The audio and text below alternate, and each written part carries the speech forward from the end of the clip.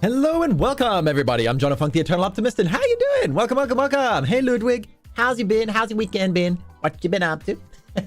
Watching 6 or 7 VTubers at the same time? You're amazing, by the way. You're amazing. I've seen you in so many freaking streams.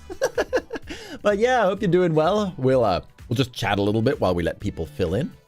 And yeah, YouTube will let those notifications go out. But until then, let us do the traditionals. So, thank you, Hector and Maddie M, for your support in the Golden Wings, everybody in the Noble and Snow Wings, and of course, all you fine people that have come by for some laughs. Lael, welcome, Lael. Welcome, welcome. Yeah, Ludwig and Lael. Hope you're having a great time. Yeah, Lael, I sent you that bear video. Please, bear. Please don't eat my kayak. I can't. Every time I'm in game and I'm being freaking attacked, I'm just like, please, Mr. Bear, stop. Oh, Navaman, Rusty Gunfire, welcome, welcome. Is this that lewd story stuff? Well, it is a story, and there are some questionable moments. Not by choice. I assure you, it's not by choice. But yeah, we'll be continuing the story. I'll give you the breakdown of what happened last week before we get into it. But first, let's just chat a little bit so that people get those notifications. But welcome, welcome, welcome. I've been building a few drywalls this weekend. It's your new living space. Oh, that's cool. That's nice. Well, I hope you get to set it up just the way you wanted to. Sure. Yeah, hey, Rusty, I prepared my defense in advance. Chat voted for this. I put up a poll. I said, do you guys want the fantasy story where you're a villain protagonist, or do you want to do a zombie survival story? And most people voted for the fantasy story. So we're here because of chat. Not me. I'm innocent. I've been enjoying Lies of P so much. I want to resume it, but we'll probably finish Lies of P on Friday. Nick is rearing to go with the Dead Rising 2 again.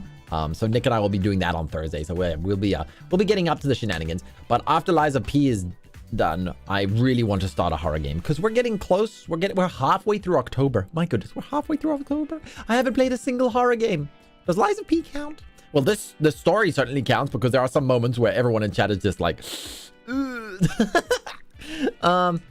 you're about as innocent as chat. You're not wrong. Oh, let's see here. Sure. Florian, welcome, Florian. Hey, did you watch Minecraft live? I don't want to spoil who won and what update. Just watch it. Oh, was there a big update? I don't mind you telling me. What's the big update news? Hey there, everyone. Yeah. All right. So, where were we? Last I remember, we're still with Allison, and the Emperor. We've been doing well. We've now hit 30 years old, and the John, I think his name was, the guy who was in charge of the Eternals program, he subtly informed us that the Emperor is sick, and now all of a sudden the Emperor has called us back. So yeah, we're going to go have to help him. As for Mistress, we helped her at the factory one more time, but that was about it, I think. 30 years of lewdness. No. All right, so let us go to the gaming room. And yeah, so we chose to go directly back to the Emperor because that's what we voted for. Let me turn the music down and start up the music itself. Is the music too loud? Let me know if the background music is too loud or anything like that. New Dungeons and Dragons.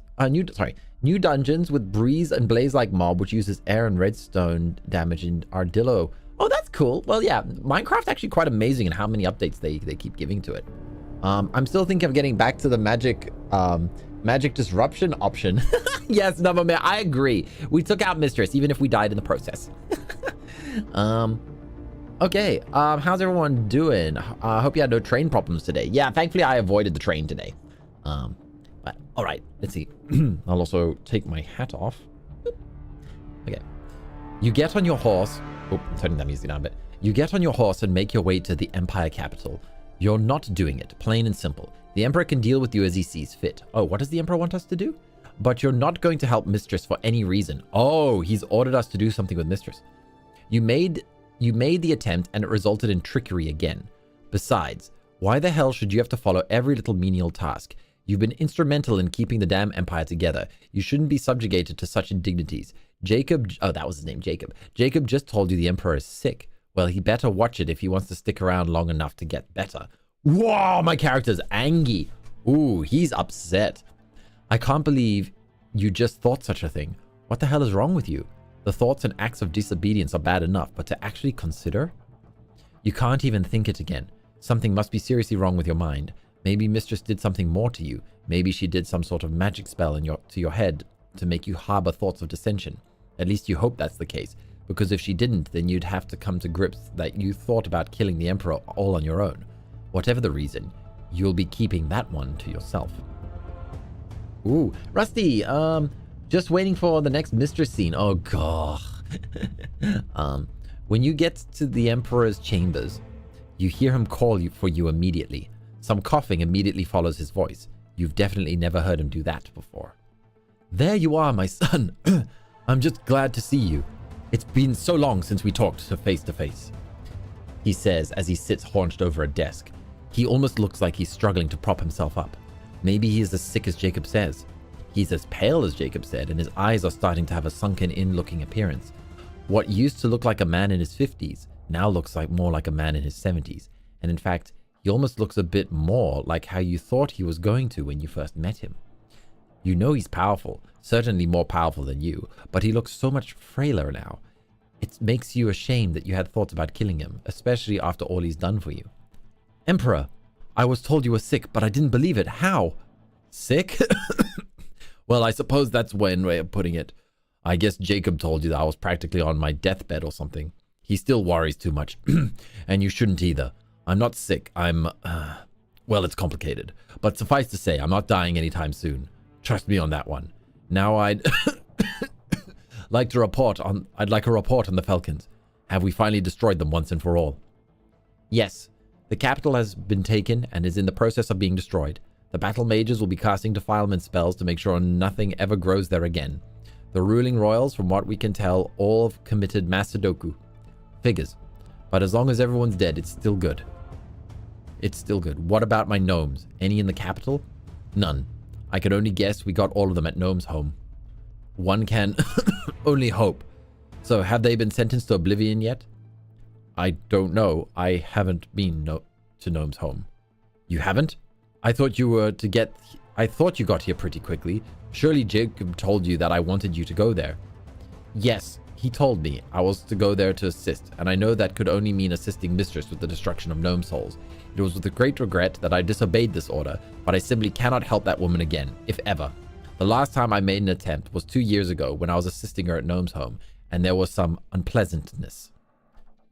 Was there now? I haven't heard about this, and I spoke to her about leaving you alone, as you well know. So what exactly happened? She tried to kill you? No, she made unwanted advances on me. I turned her down, and later when I went back to my camp, she magically disguised herself as Allison and slept with me that way. I of course didn't know until afterwards. Is that all? Here I was thinking it was something serious, the Emperor replied in a bored tone, followed by more coughing. However, I can see that this is something that is very serious to you, so I'll of course dismiss your transgression of not following orders. Again. In the future, I will make sure that you and her are never to work together under any circumstances. Hey, he's actually kind of reasonable. I guess my attempt at being peacemaker didn't work out.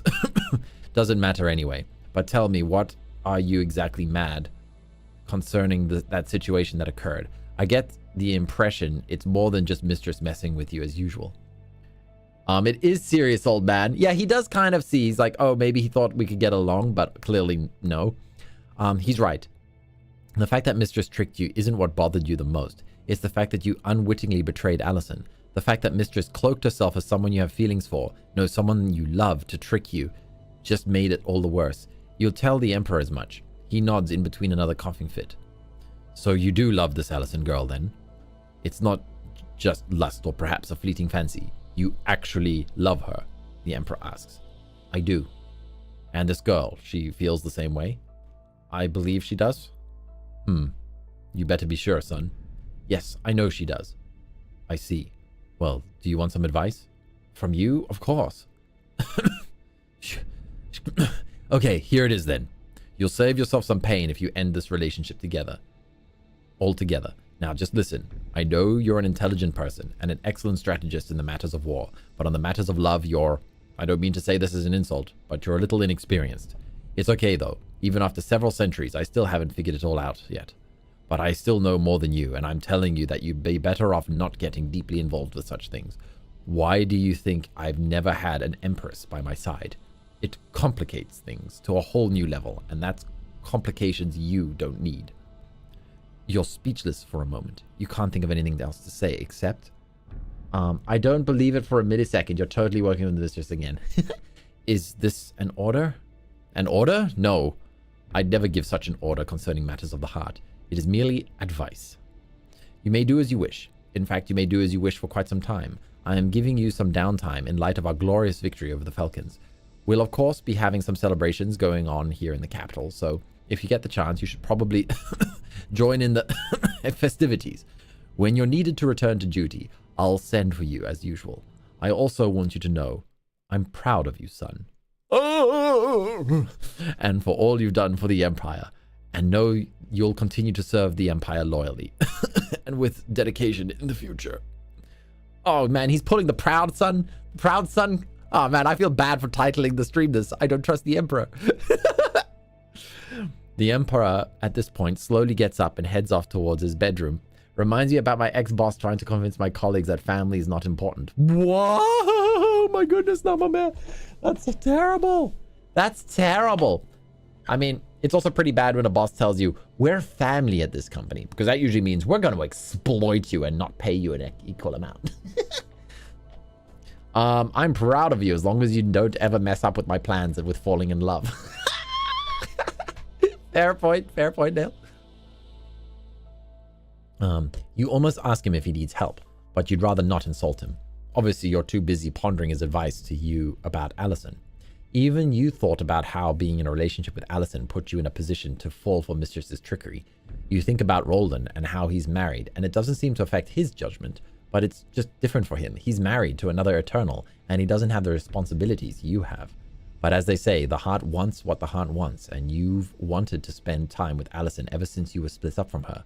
And now that the war is finally over, you have time to do it. Should you break up with her just because of some potential problems in the future with Mistress or anything?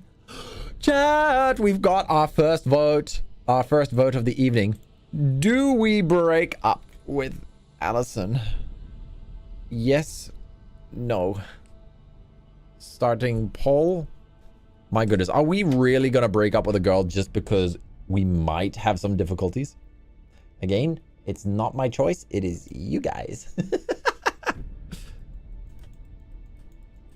Oh, right. I'm supposed to start the poll. My bad. Reset. Stop. Reset. Go.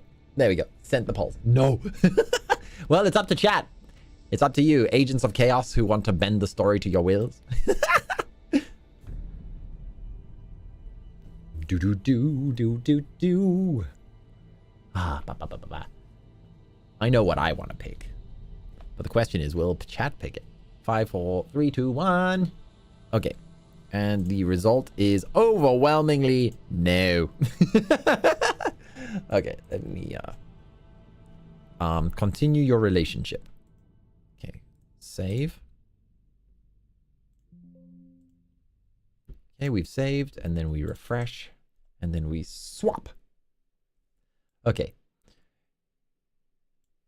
Same, Lil. I have a feeling this will go terribly wrong, but I don't want to break up. Yeah, excellent. Now we can have the Mistress trick us again.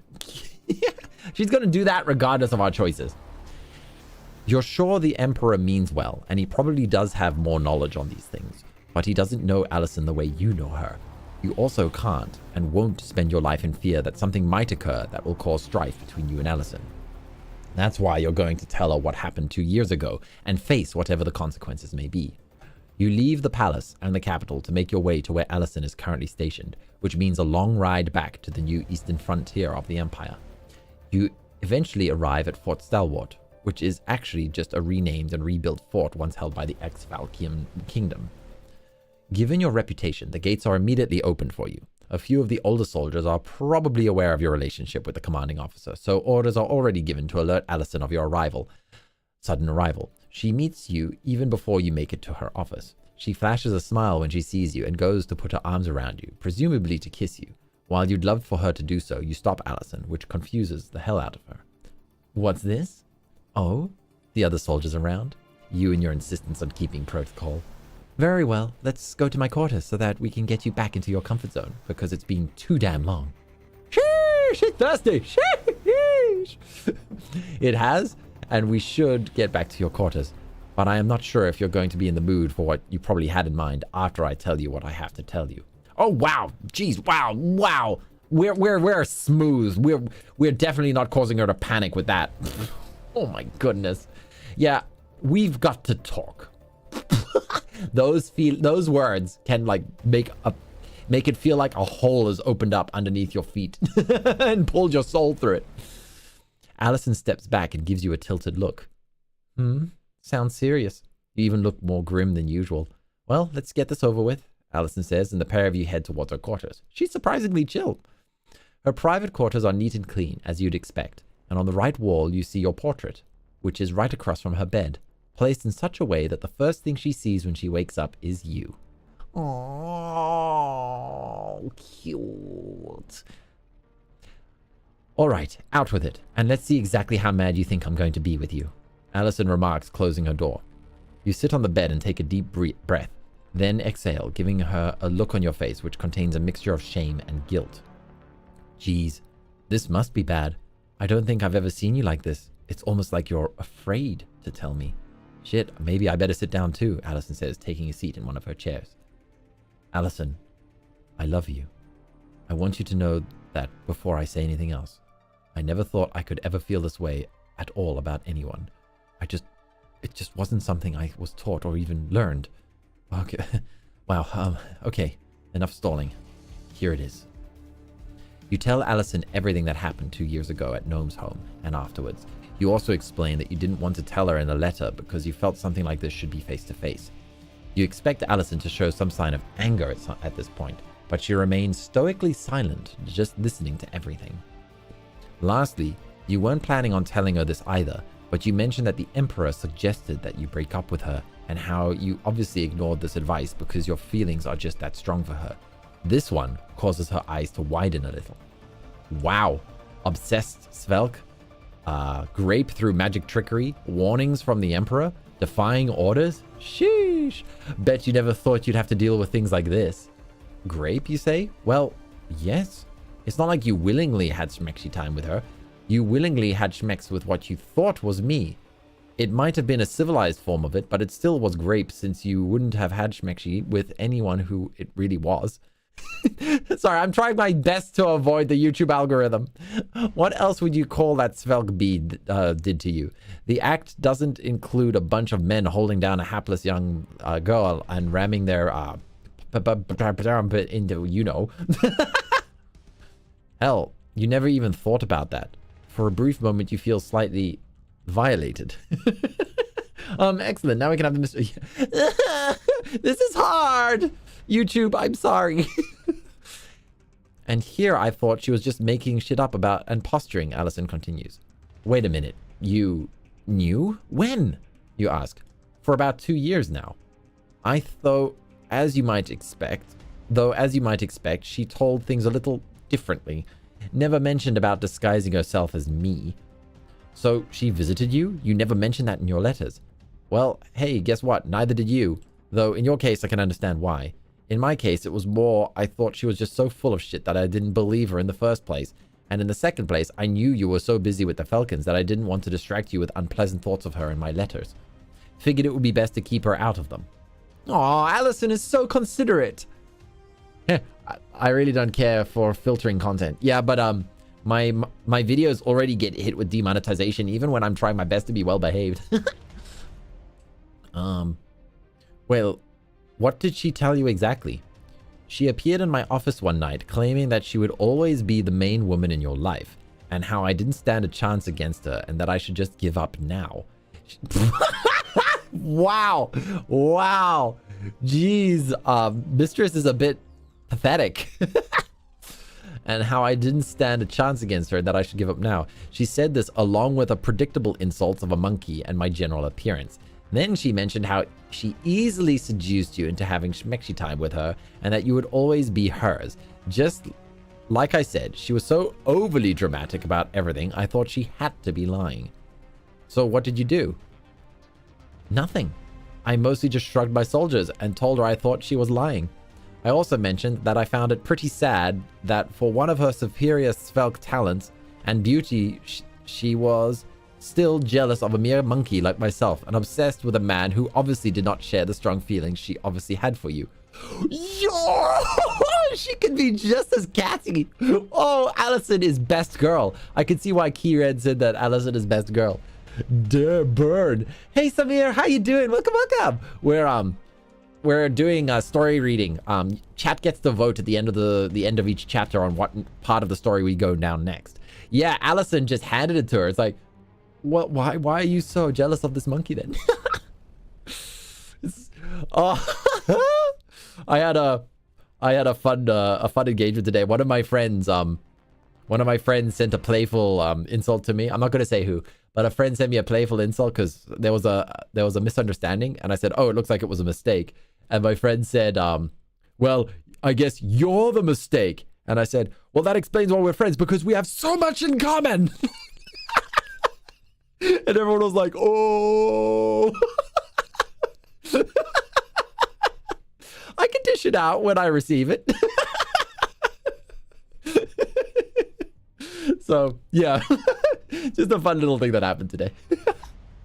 Oh, man, it was great. Everyone was just laughing and such. So it was good. Okay. Okay. I lost my point. Who obviously didn't share the same strong feelings she obviously had for you. Then, just to finish up my retort, I also told her that I told her that even if what she said was true, that if you did have schmexy with her, it would only make you appreciate me all the more. Yo! Allison! Holy crap! No wonder our protagonist fell for her. Damn! Ooh! Yikes! I can't imagine she didn't like that. I can imagine she didn't like that. Oh no! She did not like it at all. Her face turned from a smug sneer to one of frothing anger. I thought she was going to attack me. Some flames started emanating from her fingertips, and for a moment it felt like a force was keeping me from drawing my own weapon. I couldn't even call out to the other soldiers for help. I guess she thought better of it though, because she just stood there for a moment, staring at me, and then made her way out the window. It wasn't long after that incident, the Svelk Merc's support was transferred out of here, which was fine by me, and everyone else of course. Not that we needed them against the Knoll attacks anymore. I can't believe all this happened and you aren't mad, you say. Oh, trust me, I'm mad. But if you think it's with you, you're mistaken. I can't do much about it though, I suppose. I'm not really concerned with your little Svelk stalker. I'm a little more troubled with what you just told me about the Emperor. I get the impression he doesn't care for my influence. Not that I think I really have any over you. Oh, that? I wouldn't worry about him. I believe he's just overly concerned with my well-being. He's always been a little overprotective at times. Like a father with an only son, I suppose. Right. Now, though, I'm just wondering how you feel about me after all that's said and done. I don't feel anything. Wait, that came out wrong. I mean, what I mean is, I still feel the same way I always have about you. I love you. Nothing has changed. Oh. Good. Then let's get married. Let's take our relationship to its next logical step. Damn! Married? You serious? Well, sure. I mean, don't people who feel that way do get married? Usually, I guess, but I don't know. It seems like there are some forces against us, and that's not even including one of us dying violently in battle. I mean, in some ways, the Emperor might be right. You might save yourself some pain if you ended our relationship now. Perhaps, but I won't get to experience the good stuff if I did that. Good stuff, huh? Is that what you're calling it now? Allison jokes. Well, you sure you're ready for the pain of possibly losing me on some forsaken battlefield somewhere? How do you know you'll die first? You could outlive me. Please, you'll outlive everyone. You'd outlast this entire world if you had the time, Allison laughs. So will you marry me? Yes, of course I will. Oh, Chad, we went from possibly breaking up with her to getting married.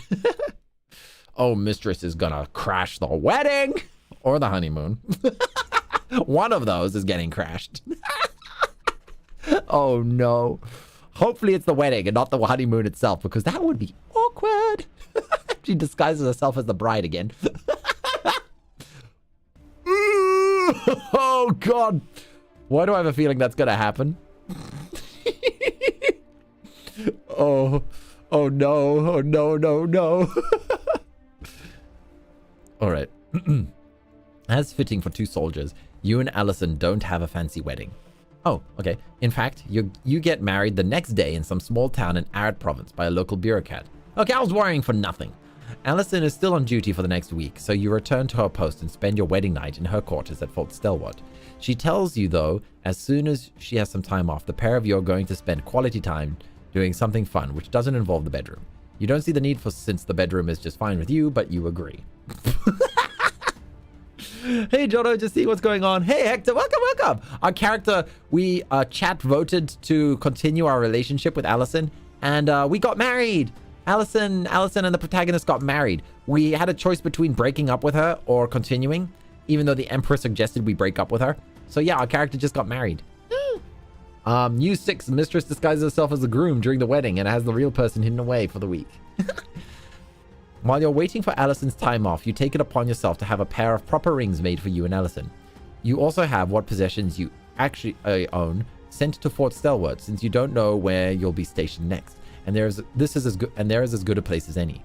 After you've taken care of all that, you still have a day left to wait for Allison, so you go back to see the Emperor. You figure he should know what you've done, and he'll eventually know anyway. When you see him again, he's still coughing a lot and moving slowly when he walks. He seems happy to see you, though. My son, this is an unexpected visit. I would have thought you would have been off enjoying your downtime, he says. Oh, I am, but I've also come to tell you something. I have married Allison. Oh, I see. Well, whatever makes you happy, son. I trust she makes you happy. Yes. Then I'm happy for you. That was quick. Have to admit, I didn't expect you to marry her. You should have told me, though. I could have ordered a big city celebration like we're doing for the victory of the Falcons. You two could have walked down the streets with fancy guard and everything. That would have been very generous, but I don't think that would have been either of our style. I suppose not. Well, as I have said, I'm happy for you. Enjoy your time together and cherish it. So was there anything else? Wow, the Emperor is actually really reasonable. He's surprisingly reasonable. Well, very well. I'm still afflicted, as you can tell. I just need to rest. So if you'll excuse me. I can actually see it happening now that I've made this joke. Yeah. Again, you feel like asking if he needs help, but you resist. Instead, you just quietly start to leave. The Emperor speaks to you as he makes his way back to his bedroom. Oh, don't worry about Semra. I spoke with her earlier a couple of days ago about bothering you again. Semra? Yeah, you know, mistress. Her name is Semra? I made it quite clear to her if she did do it again, she'd be executed, along with every other Svelk in the Empire. Funny thing is, she went into a complete breakdown, exclaiming that I didn't need to worry about that ever again, because as far as she was concerned, she never wanted to see you ever again. Then she proceeded to swear in a common tongue as well as her own language, mostly about you. Then she stormed off. If I didn't know better, I thought she was going to cry. I actually wondered what it was that caused all that. Now I know. I guess you had a hidden witness to your wedding. Oh my god, she was there! She was at the wedding! Shit, you say quietly to yourself in amazement. Then you address the Emperor. Thank you, sir. No problem. Think of it as my wedding gift to you. I will genocide an entire race for you if somebody upsets your wedding, your marriage. Man, Papa's got our back. In a kind of evil way, but then again, that's the only thing that'll keep Mistress in control. Rusty's like, oh my god. Well, you couldn't have asked for a better one, assuming she really does stay away. Oh, okay. So we can continue with the story, or we can find out about our children. We get children. Okay. I'm gonna continue. I wanna know what happens with the children. So, just a second. Save. We might as well find out. There's no way we can get married and not find out what kind of monsters we've created. Okay, get to the top and then hit refresh. Oh. There we go. Mistress will still find out some. Oh gosh, if Mistress goes after our kids, that would be a... Oh no, knowing Mistress, she might seduce our kids if we have a boy. Oh. Year 31. You didn't mean to get into a minor argument about this, but you'd like to be prepared for all eventualities, so you had to ask the question. Allison, I actually don't care if you've been drinking stillness potions to avoid unwanted burdens, because I understand. I just wanted to know if you were drinking them, you explain. No, I haven't. I used to before I met you, and I did even in the beginnings of our relationship, but I stopped taking them years ago. Really? I would have thought you would have waited until after marriage. What for? It wasn't like I had any intimate encounters after you got transferred. Well, other than my hand. You quickly start counting up the times in your head when you've had schmecks with Allison since you've been married. Oh, yes, dear. It's been more than enough times for an accidental burden, as you put it, to have occurred, Allison remarks. I'm not sure why you're even concerned about this. I've never known you to want kids. Is this something you want? Well, no. I wanted to know if it was something you wanted, because I think, and I don't know this for certain, but I believe I am unable to provide you children. I probably should have told you this before, but honestly, you're right in that I've never gave children much consideration before. In fact, I've probably only been pondering this more because I've had more downtime than ever since we defeated the Falcons. Allison gets silent for a moment. No, don't let her. Yeah, Mistress was... I see. Oh, why do you think this is? Why do you think this? I mean, do you have any proof? It can't be an equipment problem because we both know that works. You might take into consideration that Schmeck doesn't always lead to a screaming infant, just most of the time. Yeah, but as you pointed out, once is all it takes. I guess I'm just thinking about Roldan and his own marriage with Brenda. He once told me they've genuinely tried to have children on several occasions, even to the point of both of them imbibing fertility potions, but nothing worked. Oh no!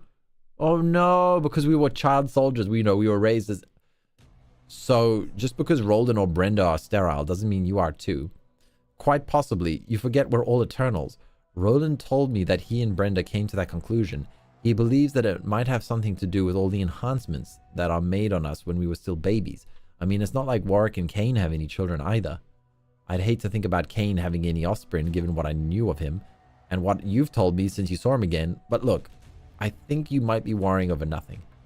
I'm not worrying for me so much as I'm worrying for you. I mean, I don't know if you've ever wanted children. You've never mentioned it, but I don't know if you're going to change your mind one day, and if that's the case, then you're going to be mighty upset with me. What happened to my character not wanting to let future problems get in the way? Funnily enough, I thought you bringing up the subject was going to result in you being upset with me. Why the hell would I be upset with you? Well, I don't know if you're aware of this, but stillness potions aren't exactly the best thing for your lady parts. I mean, they don't do any fatal damage to the drinker as far as I know, but given that they are designed to kill potential offspring, it can make it a bit hard for future pregnancies. I guess it's the mixture that stays in your body or something, so for all we know, the problem might lie with me. Oh, didn't know that. Are you okay? Sure, I mean, I knew the risks every time I drank those foul-tasting potions. That's why I didn't even think you should concern yourself with this. I mean, if we create a future hellspawn, then we do. And if not, well, that's fine too. I didn't marry you for the idea of hanging up my sword so I could pop out kids. As far as your potential sterility problem, it's not like you've gotten much to test that theory on. If you're some super stud that fricked multiple women and didn't get any of them pregnant, I could see your concern. You've had exactly 2 women in your life, and in my case, we've already explored the possibility that it could be me. As for the other, well, she's a Svelk. It's not like the elves and humans can produce offspring. Thank the Emperor for that, you say. Although, as you pointed out, you're not quite the average human, are you? So, for all you know, you've got some half-Svelk bastard running about that your obsessed stalker hasn't told you about. Allison jokes! Please don't even joke about that. That's not funny, Allison. Hey, it would explain why she's still carrying a bit of a torch for you. Okay, I'll stop. I see you're getting grumpy. Let's just change the subject entirely. At this point, you're more willing to do just that than dwell on the very unlikely yet very depressing possibilities. He fell in love with Jono. That's what happened. Wait, can I have some children? I bet Mistress will have something to say about... Oh, God. Okay, back to the story. Okay, yeah, that's true, Vilel. Yeah, that's true. Okay, Beck. I'm really starting to see the alternative route of having children starting to crop up about how these characters are talking about this. Okay, years pass. Save. Yes, replace. And refresh. Ba-dum-bum-bum. Okay, year 32. It's not just a celebration for Roldan. It's the celebration of victory over the Falcons, you remark. I know that, but why is he getting a special parade? Roldan wasn't the only one who brought down the Falcon Kingdom. He wasn't even the only general, Allison exclaims. He was involved in the brunt of the major conflicts, including the most vital forts and cities, and most importantly, the last siege on the Falcon capital, you reply. As I recall, you played a major role, along with several others. Well, Roldan's also been making great progress in eliminating the Knoll tribes on their western borders too. We probably won't be having any trouble with them anymore at the rate he's going. As I recall, you also played a major role in that during the Falcon War. Hell, so did I, and continued to do so long after you got transferred to the front lines. Shit, if it hadn't been for us keeping those mongrel barbarians back, who knows how the war would have turned out. Allison, why are you so angry about this? I just don't understand why you aren't getting a big parade or accolades either, Allison says as she finishes getting dressed. I don't know.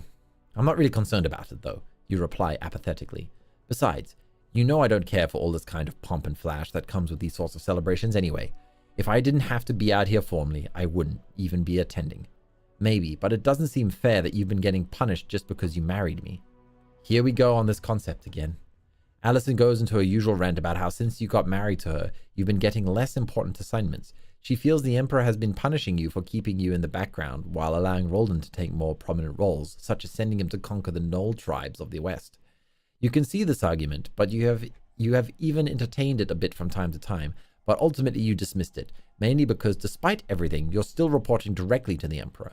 You're still his most trusted of all his advisors. You're still his son. Besides, it's not like you're sitting around doing nothing. The Emperor has just been keeping you closer to home because this is where you're currently needed. With the recent acquired Falcon territory and the westward expansion, the eyes are a little stretched, so you've mostly been trying to eliminate the new bandit havens popping up in the old Falcon territory, along with helping to fend off any desperate Knoll raids that attempt to sneak through. You're also supposed to be making sure the new citizens aren't planning to rebel, but given how badly they were beaten down, they're just as glad that you're allowing them to live. So far, no seditious activity has been detected. True, you'd rather be out there conquering new lands in his name and getting into the heat of battles rather than playing Super Sentinel, but at least you get to see Allison more often. It's a good trade-off as far as you're concerned. As far as Roldan is concerned, you aren't worried about him being favored.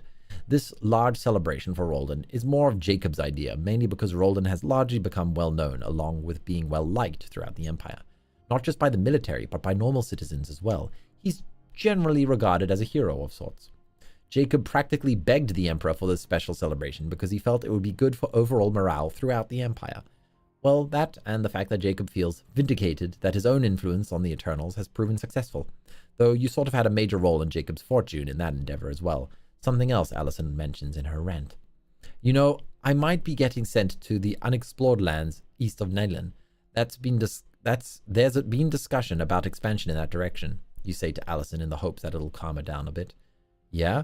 Well, I'm certainly hope you'll get your own special celebration when you conquer whoever lives there. I'm sorry. I didn't know why this was getting to me. This doesn't bother you, so it shouldn't bother me. You're right anyway.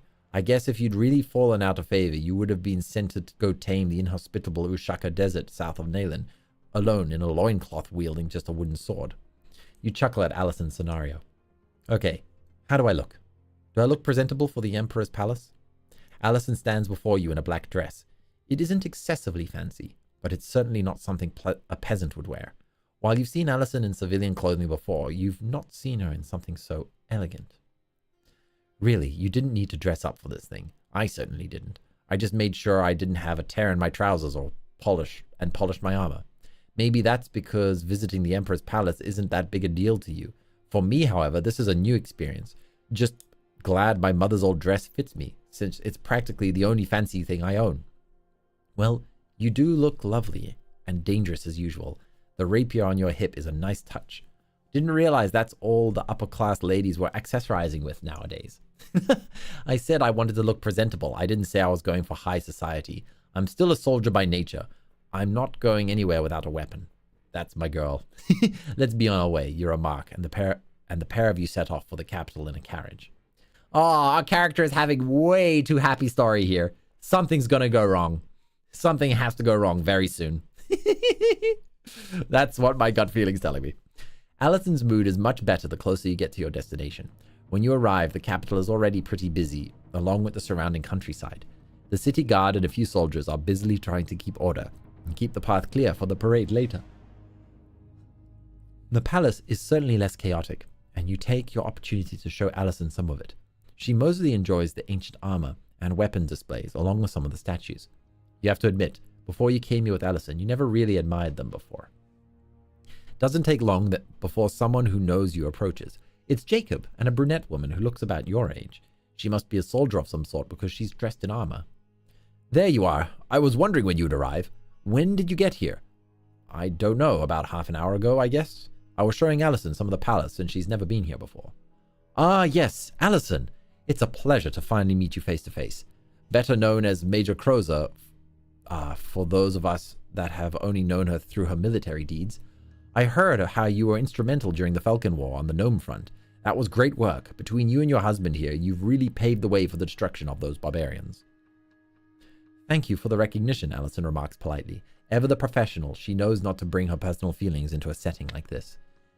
Everyone should remember that, even though a special parade is being held for General Roldan, all soldiers who did their duty during this terrible war are to be honored and respected. Actually, scratch that. All soldiers of the Empire should be, Jacob says as he looks over to the warrior woman. Oh, I'm sure I didn't do anything nearly as impressive as my husband, or even the Major and her husband here, but I suppose I can be glad that the Kobold and Ushaka population is a lot lower due to me, the woman says. Brenda, don't sell yourself short. You know you've done great things as well, Jacob says. Brenda, you ask? You didn't even recognize her, but then it has been quite a while. Yep, it's me. Been a long time. I figured you wouldn't recognize me right away. Oh, sorry about all that, you know, back in class. As I've told everyone else, Brenda, all is in the past. All is in the past, you say. The four of you speak for a moment, exchanging general pleasantries. Jacob seems even happier than Brenda about Roland's celebrations. Wait a minute, Jacob married one of the students? I'm starting to sense the incoming mistress scene. Yeah, your character never gets happy moments, especially then they last for so long. 3 of the 5... Oh, wait. The four of you speak for a moment, exchanging general pleasantries. Jacob seems even happier than Brenda about Roland's celebration. In fact, the whole time you've known him, this has to be the happiest you've ever seen him. Eventually, the four of you head to one of the palace's large balconies where you can view the entire parade. 3 of the 5 known Eternals are here, and it makes you wonder where your other classmates are, since it seems like they would be important enough to be here. When you ask Jacob this question, Jacob says Warwick is indeed here, but is currently working as head of security for the celebration, being site master of the Eisenall. As for Kane, Jacob stumbles a bit over his words. The Wendigo guy. Well, Kane is having personal problems. He's been reassigned to Rask while he works things out. They are always having problems with the occasional giant lumbering down in the mountains, and the stray feral ogre bands there anyway. Jacob, I'm well aware of Kane's condition, you know. You are? Yes, I suppose you would, considering you visited Gnome's home in the past. Well, then you know what's best that he's not around other normal people, even other soldiers. He's still loyal to the Empire. He just has to be isolated. So he's at a very remote outpost at the edge of the northern Rask Mountains. He keeps a lookout for potential attacks, and if he gets hungry, he's away from civilization and has the beasts from the mountains to prey upon. You shake your head. Jacob, I can appreciate that you're trying to help Kane, but I wonder if his reassignment is really a good idea. What's stopping Kane from losing complete control and wandering to a nearby village and slaughtering it? He won't. He's extremely far away from the nearest civilized center, and even Fort Defiance. The only victims of his will be giants and the like, and they're enemies of the Empire anyway. Look, we discuss this later. The celebration is starting, Jacob says. You nod and return to Alison to watch the parade. It is indeed a lavish sight. You see soldiers in impressive armor marching in complete unison, performing drill techniques with perfect timing. You see wizards creating small, extraordinary feats of magic to entertain. Still working on getting demonetized, Funky Man. Doing my best. As you sit there wondering, watching, you do sort of lose yourself in the moment and actually enjoy being a spectator. Being there with Allison certainly helps make you feel normal for a while. Then comes the big moment. General Roldan arrives on a giant, extravagant platform carried by a dozen or so slaves. Ooh, not good. Elven slaves. Elven? He stands there in a very shiny ornamental armor with an equally ornamental weapon by his side. He waves to the crowds on both sides and accepts their cheers. Brenda and Jacob are both smiling, and Jacob is shouting louder than anyone else on the balcony. Sheesh, you'd think he was one married to Roldan, Allison remarks. You snicker at her comment, and then suddenly as you're watching Roldan wave on the platform, you get a very bad feeling. You don't know why or how, but all your instincts scream at you that something very bad is going to happen. And then it does. A cloaked figure suddenly materializes right behind Roland. From this distance, you can't be sure, but it doesn't look entirely human. As the crowd's cheers become sounds of horror, you see this figure draw two curved blades, and in one quick move decapitates Roland before he even knows there is an attacker behind him. His body and head don't even hit the surface of the platform before the cloaked figure disappears again. The elven slaves at this point panic and drop the platform. This is soon followed by the rest of the citizens generally running all over the place, and soldiers swarming the streets trying to maintain order. The city is in chaos. Jacob is just sitting in there in shock. Allison has immediately ordered everyone on the balcony to get inside the palace. Brenda, on the other hand, has already left. You imagine she's taken to the streets to go find her husband's assassin herself. That was a freaking shadow, you say to yourself. Yeah, survivor of the shadow. Okay, chat, we got it. We got a choice. I need you. Oops, not a Q&A. Okay, what do? Seek the assassin or secure the palace? Switch, reset, start, and go. Hi, I didn't see the beginning of the stream, and I'm not sure I'm going to chat this time because I burned my hand today. I'm trying not to use it too much. Oh no. Oh, Miku Fama, I hope it's not too bad. I hope it's not like really bad. But thank you for coming by despite the injury. Yeah, if blisters form, don't pop them. Like, blisters are healing, okay? Even if it stings. But yeah, I'll let you know what happened. Basically, the Emperor recommended that we end our relationship with Allison. Chat voted to keep our relationship. We told her everything that happened with the mistress and I. And she said that mistress told her the same thing, but lied a bit. And basically, Allison and the protagonist have gotten married. And we were at a parade because the war is over. And Allison and I have been married for a while, even though we can't have kids for some reason. We suspect it might be because we're an eternal, or it might be because she drank too many stillness potions. And yeah, at the parade, Roldan, the general that was a classmate of ours, just got assassinated by a survivor of the Shadows Guild. I have a feeling something bad is going to happen either way. Okay, we're going to end. Oh, wow. The votes are unanimous. Everybody is like, secure the palace. All right. Secure the palace. Save. Refresh. Okay. And swap. Okay. So yeah, that's basically it. We got married. Oh yeah, and Mistress apparently attended our wedding while invisible and was actually really upset. Like, the Emperor said that it almost looked like she was going to cry. So yeah, Mistress is not happy with us. And her name is Semra. Okay. Secure the palace. If this is some sort of shadow attack, then the first thing you need to do is to keep the palace secure, in particular the Emperor. Besides, the city streets are going to be mayhem. You doubt you'll be able to track down the assassin that killed Roland. Hopefully the others will get to him though. Despite Allison getting most of the people back into the palace, Jacob is still sitting there on the balcony in shock. He can't, Jacob stutters. Jacob, get your ass inside now, you shout and drag him inside. You and Allison both start taking control of the situation, telling the guards to lock up every opening they can, and Major's on duty to magically seal up the rest. Allison tells the guests to find someplace safe to gather, but you don't really care about any of them. Your number one concern is the safety of the Emperor. Allison, I know, the Emperor, go! I can help with keeping this together. You rush down the Emperor's den, constantly looking around the whole time. You keep thinking that a shadow, or whatever that was that killed Roland, is going to suddenly materialize at any time. When you get inside the Emperor's chambers, he's in bed, asleep. You don't want to wake him, but he needs to know the situation. We have zero trust in pursuing the assassin. Yeah.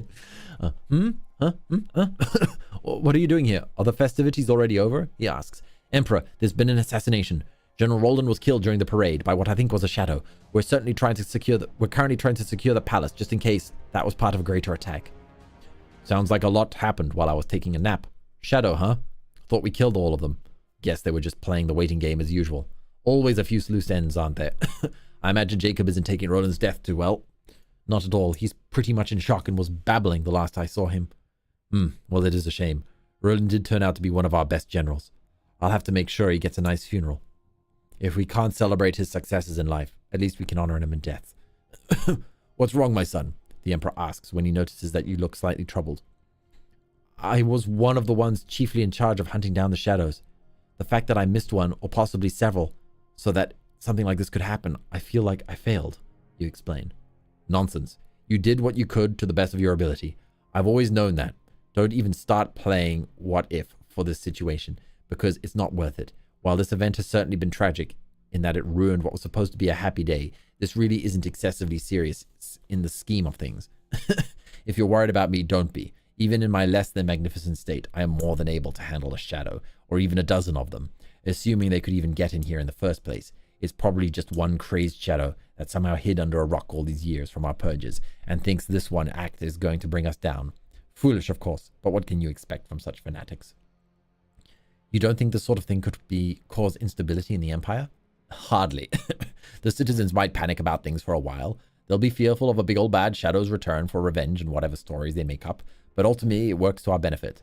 I'm sure you know. We get to continue to display how, without us, they would be at the mercy of dangerous forces, so that would have destroyed them long ago. So, what do you want me to do? You ask. The Emperor begins to sit up a bit more before answering you. Nothing. In fact, after things calm down a bit, you can return to your regular duties in the newly acquired Gan and Ibn provinces. I can handle things here in the palace and the city. Just get Jacob down here and I'll start hammering out plans. Is there a possibility the Emperor is a shadow?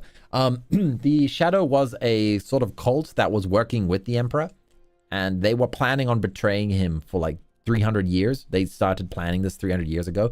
The Emperor was fully aware of their plans to betray him, and he set up plans of his own so that when the time finally came that he needed to get rid of them, he had the dwarves open up a secret door to the Shadow's main meeting place. So almost all the Shadows were caught by surprise when a whole bunch of dwarves swarmed into their meeting room and killed almost all of them. Okay. You really don't need me to do anything? No, your talents are far more useful doing what you're doing right now. Besides, with Roland dead, you might be needed more than ever on that side of the Empire. Last I heard, there were still gnolls running about. I, of course, appreciate your concern, as always, my son. Oh, just a second. I need a sip of wine. Oh, I love port so much. The Emperor begins to slowly get out of bed, and you take your leave. When you get back upstairs, everything is more or less peaceful. Allison and some of the other officers have been making sure the palace is secure. Allison tells you that there have been no signs of any potential attackers.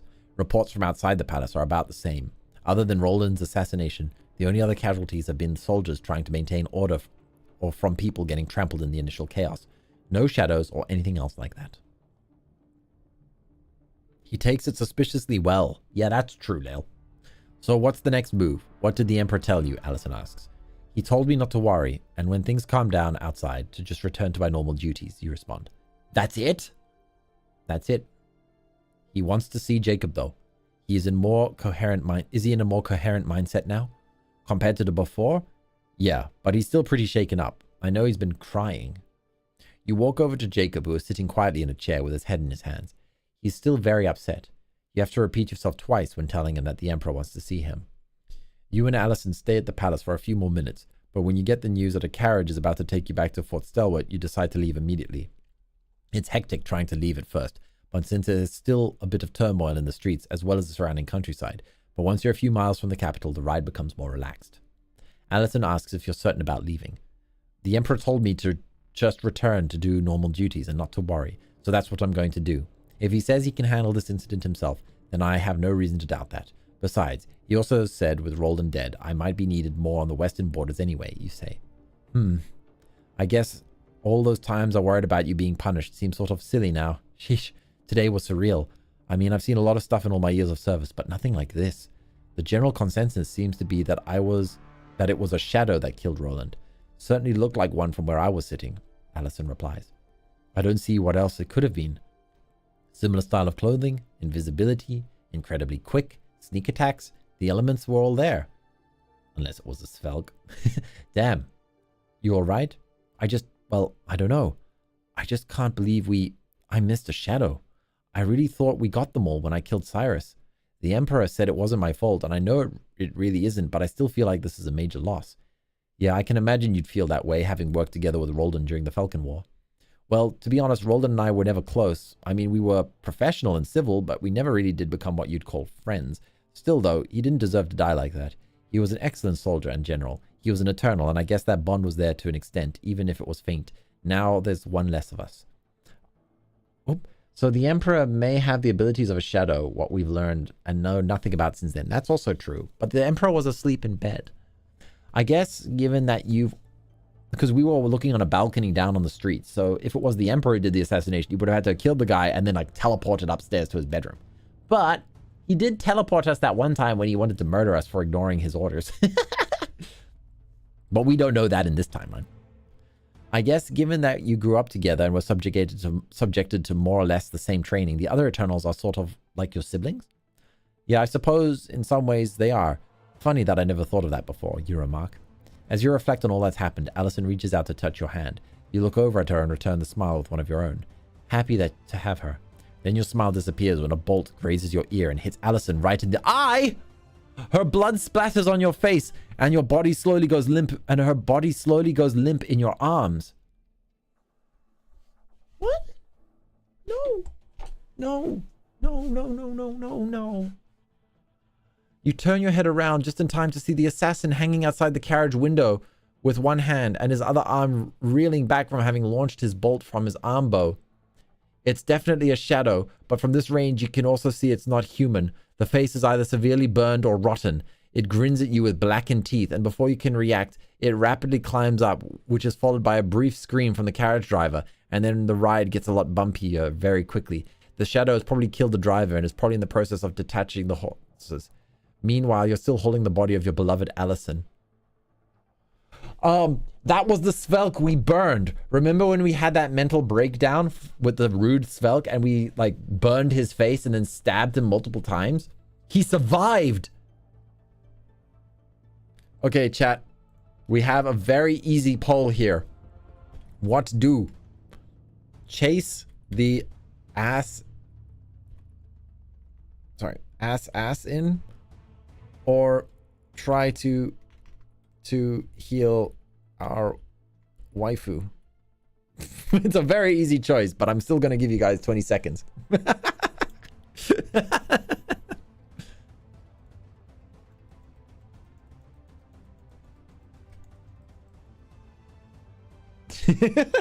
No! What? No. Pursue the shadow was the correct choice. Hilly, waifu more important than Chase. Hey Hilly, how you doing? Yeah, we got married to Allison, and now she got shot in the face by an arrow. So, yeah. Oh wait, why did I not start the I didn't start the countdown, my bad.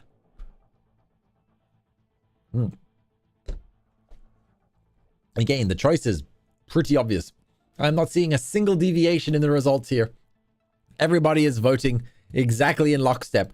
So unless another 6 people rock up and start voting, I think we're going to be trying to heal our waifu. Okay, let's see. Also, let me just quickly add to the soundtrack because I chose a much smaller album this time. So we'll just quickly add these songs. There we go. So try to heal Allison, save,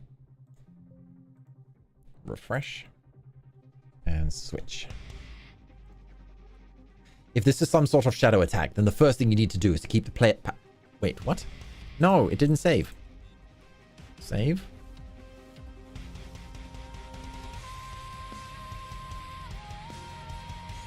Oh no. Ignoring the increasingly bumpy ride and still holding Allison in your arms, you concentrate as hard as you can to heal her. Hang on, Allison, I can bring you back. I know I can. Just hold on, you say. The carriage doesn't hold on, however, as soon as its bumpy ride comes to a sudden stop when it crashes into a tree and turns over. You and Allison are thrown about, causing you to lose focus. Shit, you shout, followed by several other curses as you scramble to Allison's body, which is now starting to grow cold. Once again, you attempt to heal her, trying not to break down emotionally, but once again, you are interrupted, this time by her killer, who appears above you standing on the outside of the now ruined carriage. You don't react in time to avoid the bolt as he shoots you, which pierces your skull. Your body falls on top of Allison, though you're not quite dead yet. The brain is a funny thing when damaged, in a very specific way. Instead of dying immediately, your body is twitching involuntarily, and you helplessly defend yourself against further attack. In your final moments, the assassin jumps in the carriage with you and grabs you by your neck. You feel a great drain on your remaining strength. You can't see very well at this point, but the assassin's face in this rotten form looks somewhat familiar. It almost looks like Cyrus. Oh, it was the shadow that we burned. Remember we set the forest on fire? But it couldn't be him, could it? The assassin's grinning expression seems to say it all. But why or how he came to this state will remain a mystery to you, along with whoever it was that raised him in the first place. End the game. No! We can't save her. Okay, chase the assassin. Man, we can't save her. Oof.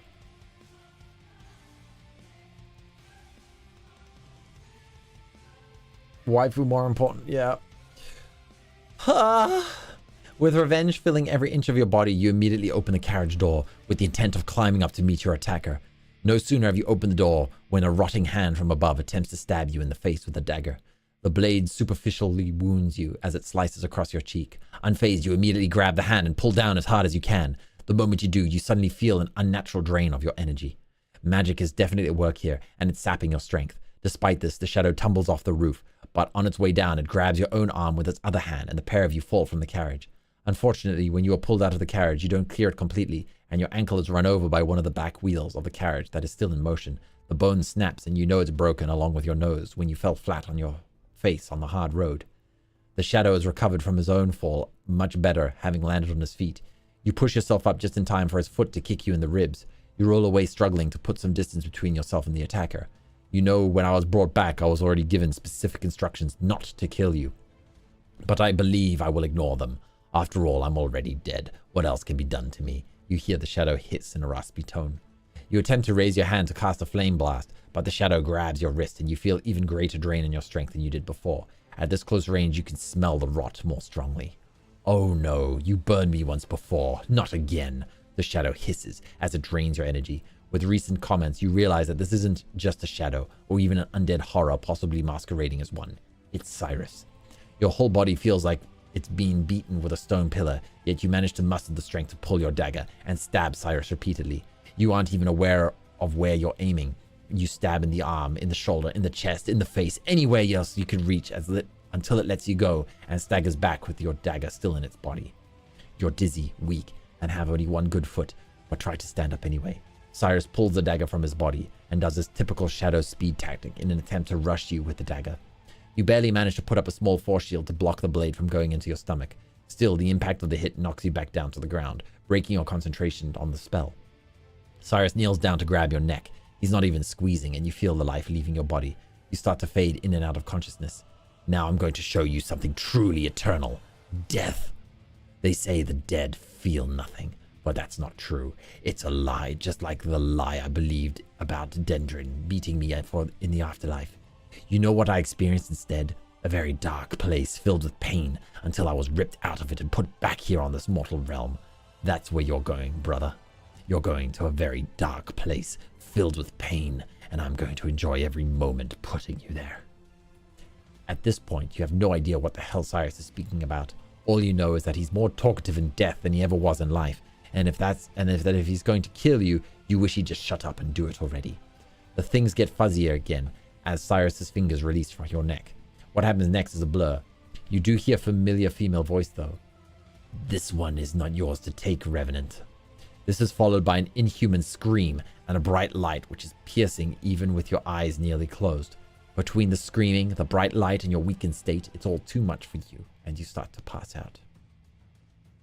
You see a female shape with long hair standing over you, but you can't make out the face. Allison, you struggle to whisper.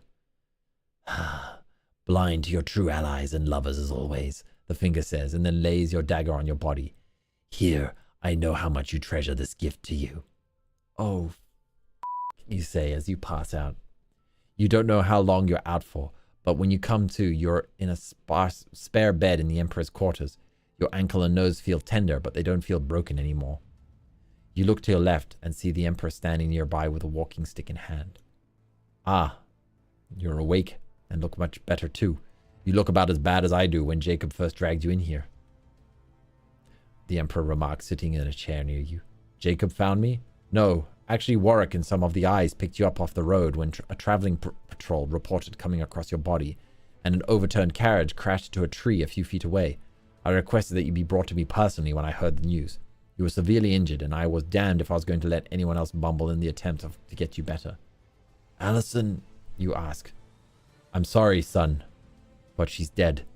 If that bolt to the eye didn't do it, her neck was broken in the crash, the Emperor remarks.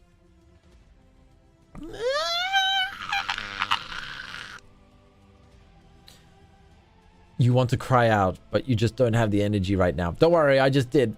You still feel woozy for one thing. The other is that you had little hope that she was still alive anyway. The moment you saw that bolt in her eye, the moment you felt her blood on your face, the moment you felt her body go completely limp in your arms, you knew then she was dead.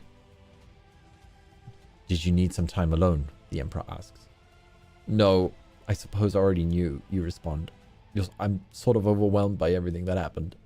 I imagine I will grieve for her later for her. I know how much she meant to you. I know she was a loyal soldier and officer. She'll be missed not just by you, but by the Emperor as a whole. Whatever type of funeral you wish for her, you know you've got it. I mean, if you want a holiday too. That isn't necessary. I believe I will just have a simple funeral for her. She was like me. She didn't seek out a lot of attention. As you wish. Remember though, whatever you need, you've got it. Can you manage an execution for a certain Svelk bitch? The Emperor starts one of his coughing fits before answering. I assume you're talking about Mistress. Yes, I fear I did uncover some evidence that it was she that was behind all of this chaos. How did you know about her involvement though? Is she the one that attacked your carriage? Enemy, now I'm done with this story. I feel like it was all planned by the Emperor. My bet is the Emperor's hand is in this. He never liked Allison.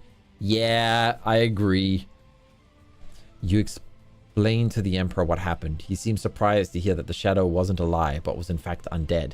He concludes that Mistress must have raised Cyrus from the dead, since she certainly had the skill to do it. Necromancy, hey? Raising the dead is dangerous stuff to dabble in, especially when summoning something as powerful as a revenant. Very difficult to command something that's dead, yet still control over most of the skills they possessed in their old life. Too willful. Still, I didn't think that even she would be insane enough to try something like this. Her obsession with you must be great indeed. I'm not even sure what she hoped to accomplish, other than more chaos and strife, I suppose. Well, I guess that does sound like a Svelk. All I know is that she deliberately set this up. Her standing over me as if she was my only savior. I'm not that freaking fooled. Next time I see her, she's dead. Well, unfortunately, Miss Samara de Visser has fled the Empire, and who knows where she's gone. There aren't many Svelk mercs within the borders of the Empire anymore. There might be a few in Rask. If you'd like, I could make a law to have all Svelk executed on sight. Hell, I think I'll do that anyway. Someone needs to take the blame for this, and it certainly makes the citizens happier to have mass hangings of dark elves. I know the elves will love it. The normal elves, yeah. While the Emperor's attempts to cheer you up with small acts of genocide are kind, that's a weird sentence, you begin to feel the need to be by yourself. Your silence and your eyes looking downward are all signs that the Emperor needs to take his leave. MTE, I feel like this is all planned. Yeah, me too. I'm beginning to think this is the only way to save the wife who is to dump her. Why? Yeah. Don't worry, son. We'll get her, he says, and then leaves you to your solitude. You sit in bed for a long time trying to take everything in. Allison is gone. You'll never see her smile. You'll never feel her touch. You'll never hear her voice. You'll never enjoy anything involving her again. You almost feel like you don't want to go on living, and you never thought you'd ever feel something like that, especially since survival has been beaten and ingrained into your very being. That isn't even the worst of it, though. You didn't even get revenge on the one that killed her. In fact, the assassin would have killed you as well if you hadn't been saved. But that's still not the worst of it. Semra, mistress, Svelk, whatever you call her, she saved your life. As far as you're concerned, that's the worst of it. However, you'll get over it and grow stronger from this experience. You always do. All it takes is time. Woohoo! We got some backstory. Okay, let's start off with the first one. The Empire's expansion. Save. I do like the backstories. And refresh. Okay. Year 33. So it's been 2 years since we lost Allison. While the Emperor may be physically sick, his ambition remains perfectly fine, and the Empire continues to grow thanks to you leading its armies. Shortly after the death of Roland, you were assigned to the east frontier of Nayland, just as you thought you might. Though with Roland dead, you also thought you might immediately get reassigned to take care of the Gnolls, but extension westward was put on hold since there was no longer an immediate danger. You worked with Brenda for some of the campaign. She was most familiar with the region east of Nayland and had scouts sent that way many times. You remember during Roland's funeral, you wondered if she might be angry with you for your inability to kill the assassin that killed her husband. No, technically we killed him, it's just that he got brought back from the dead. How are we supposed to how are we supposed to be responsible for that? But apparently what really happened was made a secret. You got credit for killing Cyrus, and then Semra ambushed you and left you for dead. As a result, Brenda has always treated you with a lot of respect and gratitude. She may even feel a certain kinship with you since you both experienced loss of a significant other. Brenda, however, has never forgiven Warwick, who she felt was supposed to be in charge of security that day. Indeed, he and several eyes might have normally been executed for incompetence or even suspicion of treason. However, he swore up and down that he believed everything to be secure. As upset as Jacob was, he said Warwick was not at fault, and surprisingly neither did the Emperor. Besides, there's another red flag. Besides, you all know it was really the work of Semra anyway. In any case, Brenda's scout information proved most useful. There was a small tribal war going on between 4 separate groups, though most of them are hostile, save for one of the, and that's mainly because one of them, and that's mainly because the other 3 have to come into contact with the Empire before. 2 of them are human barbarian tribes. One of them is Elven, but much wilder than you know of them. And the last one is a race you're not familiar with, called the Slin. They're reptilian in nature, though similar to the kobolds, but much larger and meaner. The fools obviously thought they could escape the reach of the Empire by hiding. They'll soon learn they cannot hide from the Emperor's wrath. The Belkaz was one of the human but barbarian tribes. Since they had no prior hostilities to the Empire, they were dealt with first diplomatically. Of course, your version of diplomacy meant that their most argumentative and hostile members were executed as an example, and the rest were given a warning that if they do not submit, then the rest of them will be put in chains at best or follow their executed brethren at worst. It didn't take long for them to submit and provide further intelligence on their rivals. The other human tribe, the Fleg, were the next to fall. The Emperor told you that he vaguely remembered the Fleg. He said they were very minor cults that cropped up and became disruptive in the Nayland province about a century ago. The Emperor doesn't quite remember what the hell they worshipped, but that, like most religions, it was subversive to the proper order of things. The Empire stomped it out, but it can be assumed that some of its members fled here, and these were their descendants. They didn't provide much of a challenge despite their fanatical beliefs in whatever gods they worshipped. Ultimately, their cult was finally wiped out for good when you got the last of their villages. You found they were all committing ritual Sudoku. Yay! I like it when the enemy makes the job easy for me. The Wild Elf tribe was next. They were fierce fighters at first, but after you wiped out the Fleg and started making great progress against the Slin, something in them must have changed. It's as if all their courage left them. These elves were all former slaves that managed to run away from the Empire during the chaos of the Halfling Rebellion long ago. The elder that led them were actually called for a white flag parley with you, and spoke of how he should have known it was folly to run away, and that the Empire would eventually find them again if it took them hundreds of years. You told him that was indeed foolish, but that his realization of this reality wouldn't be enough to save the remainder of his people. Oh no! You have all the elves slaughtered like the cowardly dogs they are. Their begging and pleas fall on deaf ears and sicken you. Part of you briefly wonders if you should spare the children and take them back as slaves, but then you think, why run that risk again in a couple of decades? They're already tainted with the idea of freedom and will only repeat the mistakes of their parents and grandparents. Sheesh! Yeah, our character broke. Our character broke. Allison was like the last shred of our humanity. Finally, the last to fall of the Slin. The Emperor told you that he remembered the Slin and thought he made a point of making them extinct centuries ago. They originally dwelled in the swamps of Delurg and were once hostilities with the Shadows that lived there as well. Wasn't long after the Shadows made their convenient alliance with the Empire that the Slin started taking heavy losses against them. It was thought to be the case that the Shadows were successful in killing them all. But it seems they were not, and the Slin ultimately had the last laugh, outliving their former foes, though not for long. Still, they fought to the last, giving no quarter and showing none themselves. They were about the only worthy enemy you fought in this region, in many ways to be admired. With the 4 major inhabitants subdued, the region was claimed, and it will only be a matter of time before proper Empire citizens settle it. Further east leads to the vast open sea. You predict that in time, as the coast is settled, the Empire will eventually have a navy to rival its army, and who knows, new lands may be conquered across the ocean. There are certainly tales of other such lands. After this victory, the next big bit of business was finishing off the gnolls. You were put in charge of this as well, but it didn't take too long. You and Allison had broken most of the might of the gnolls tribes long ago. Roland was just mopping up the remnants, and you completed that task at last. With the last major gnoll lair destroyed, the Empire expanded its western borders even further. What lies beyond is a bit of a mystery, as there are no major reports of any organized societies, though there are certainly reports of other civilizations beyond the immediate western wilderness. They are very far away. Whatever they may be, you're confident that they will be no match for the Empire. Of course, these thoughts of future victories are all you have now to keep yourself in a positive mood nowadays.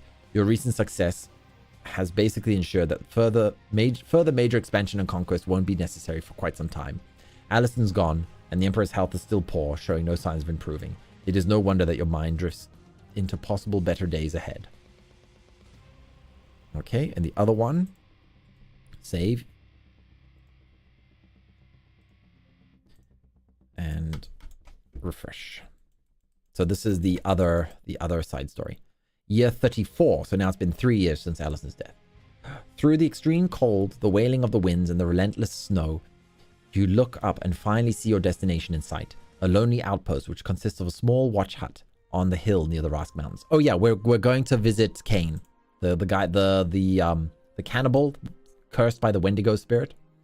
How the hell such a structure continues to exist is amazing. The rough weather around here is bad enough, but the fact that it exists on the very edge of ogre and giant territory, and who knows what else is living in these mountains, is almost impossible to believe.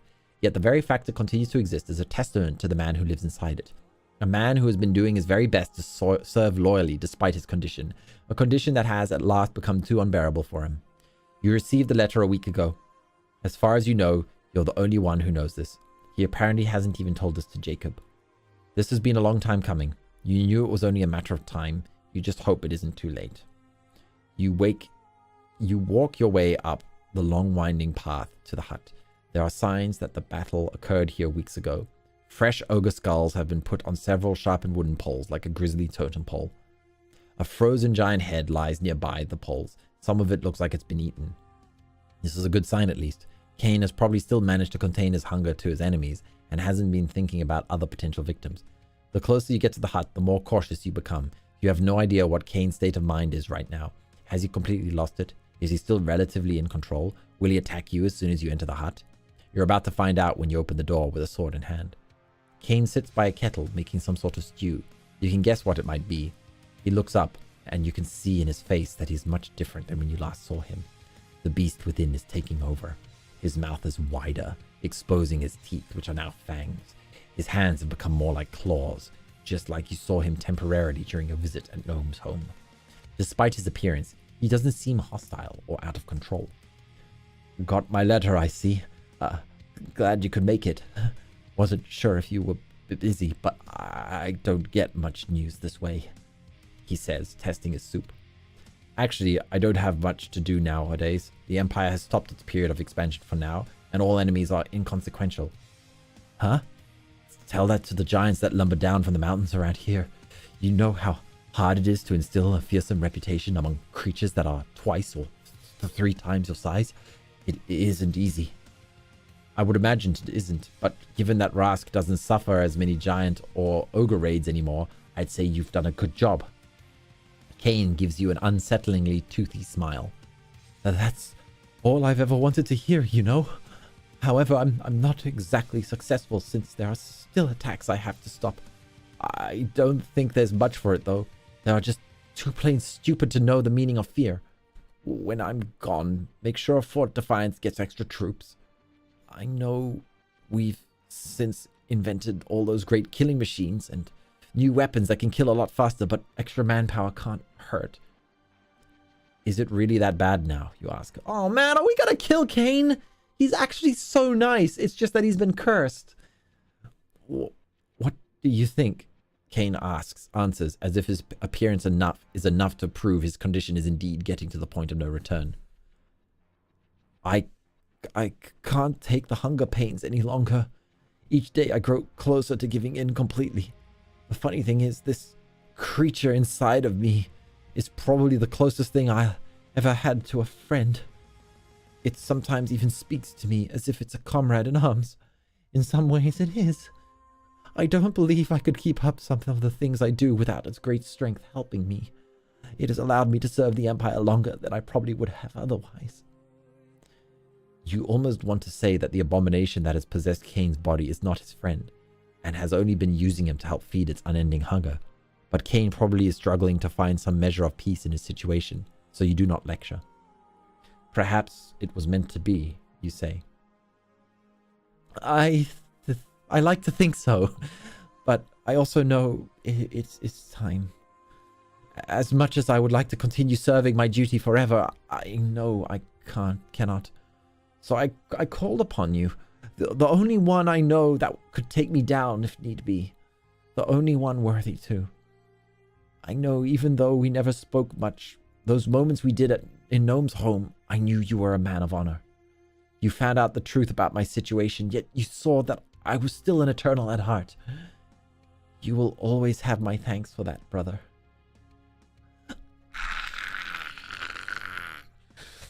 Kane continues to sit focused on his stew.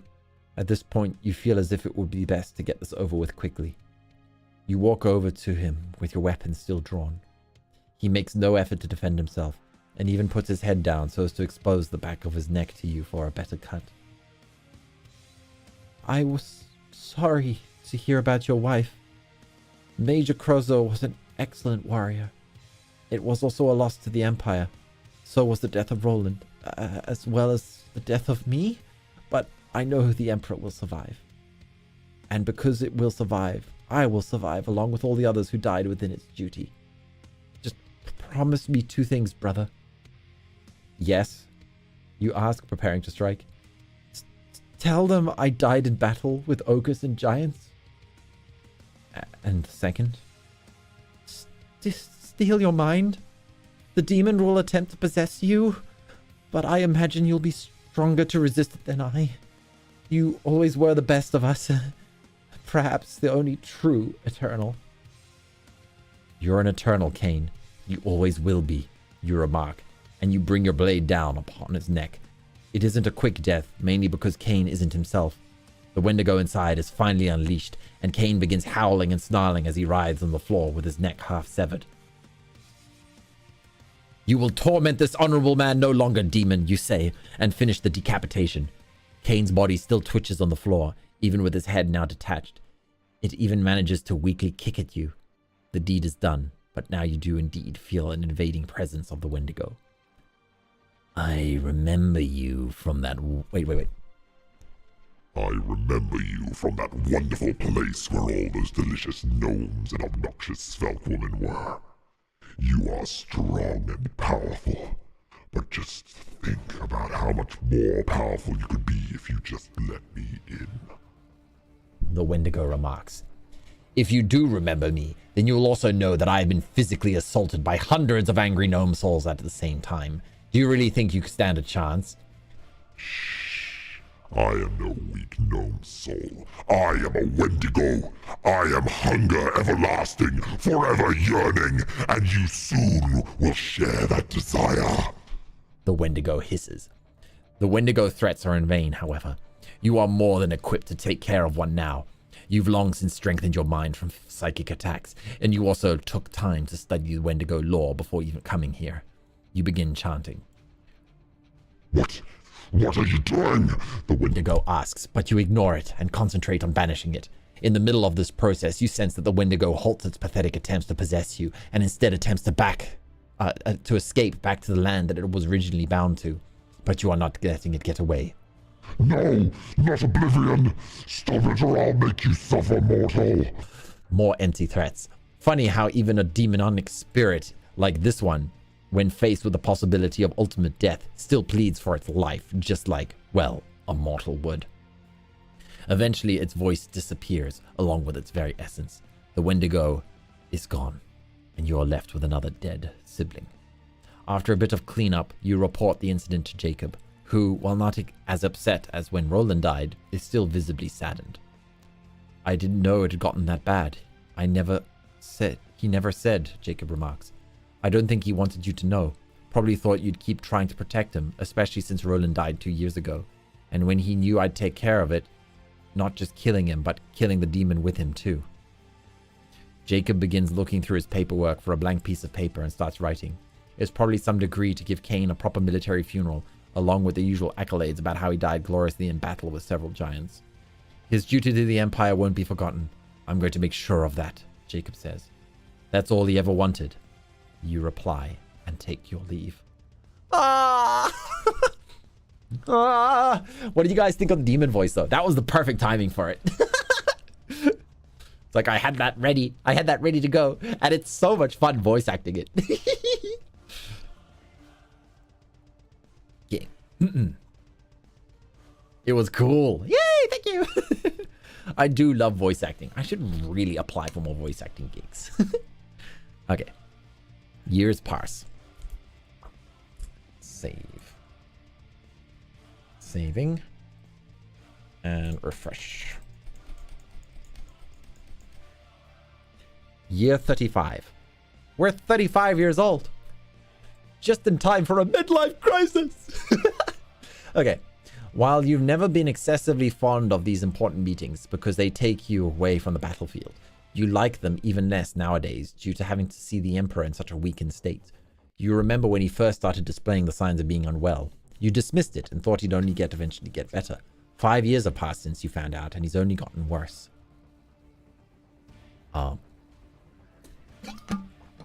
He barely gets out of bed anymore. Most of these important meetings take place while he remains horizontal under his blanket. He's still mobile, but he tries to conserve his strength for when it's necessary. He's never even told you what it is that's causing his decline, though you've never thought to ask, and Jacob certainly hasn't. It may just be old age finally catching up with him, which means there is nothing that can be done, hence why he doesn't bother bringing it up. It's funny how when you first met him, he looked so healthy. You thought he was an immortal, despite him telling you that he really wasn't. Now you know he wasn't just being humble. You and Jacob have been doing your best as usual in carrying out its most important orders, though today the order is given specifically to you. You have to go meet with Marek. Marek has been running a secret experiment for the last 16 years. Oh, the dwarf. And says that it's finally ready. The Emperor knew about it and actually told him to abandon it on more than one occasion. But Marek insisted that it would be a good idea, so the Emperor relented as long as it didn't interfere with the project. That would be of a more direct benefit to the Empire. When you arrive at Marek's underground lab, he takes you through a metal door that opens up to a platformed level, which overlooks a huge room. Oh, that was the metal door we tried to go in earlier and he shot us in the back of the head. What are you guys doing, Jefferson? Hey, Jetski.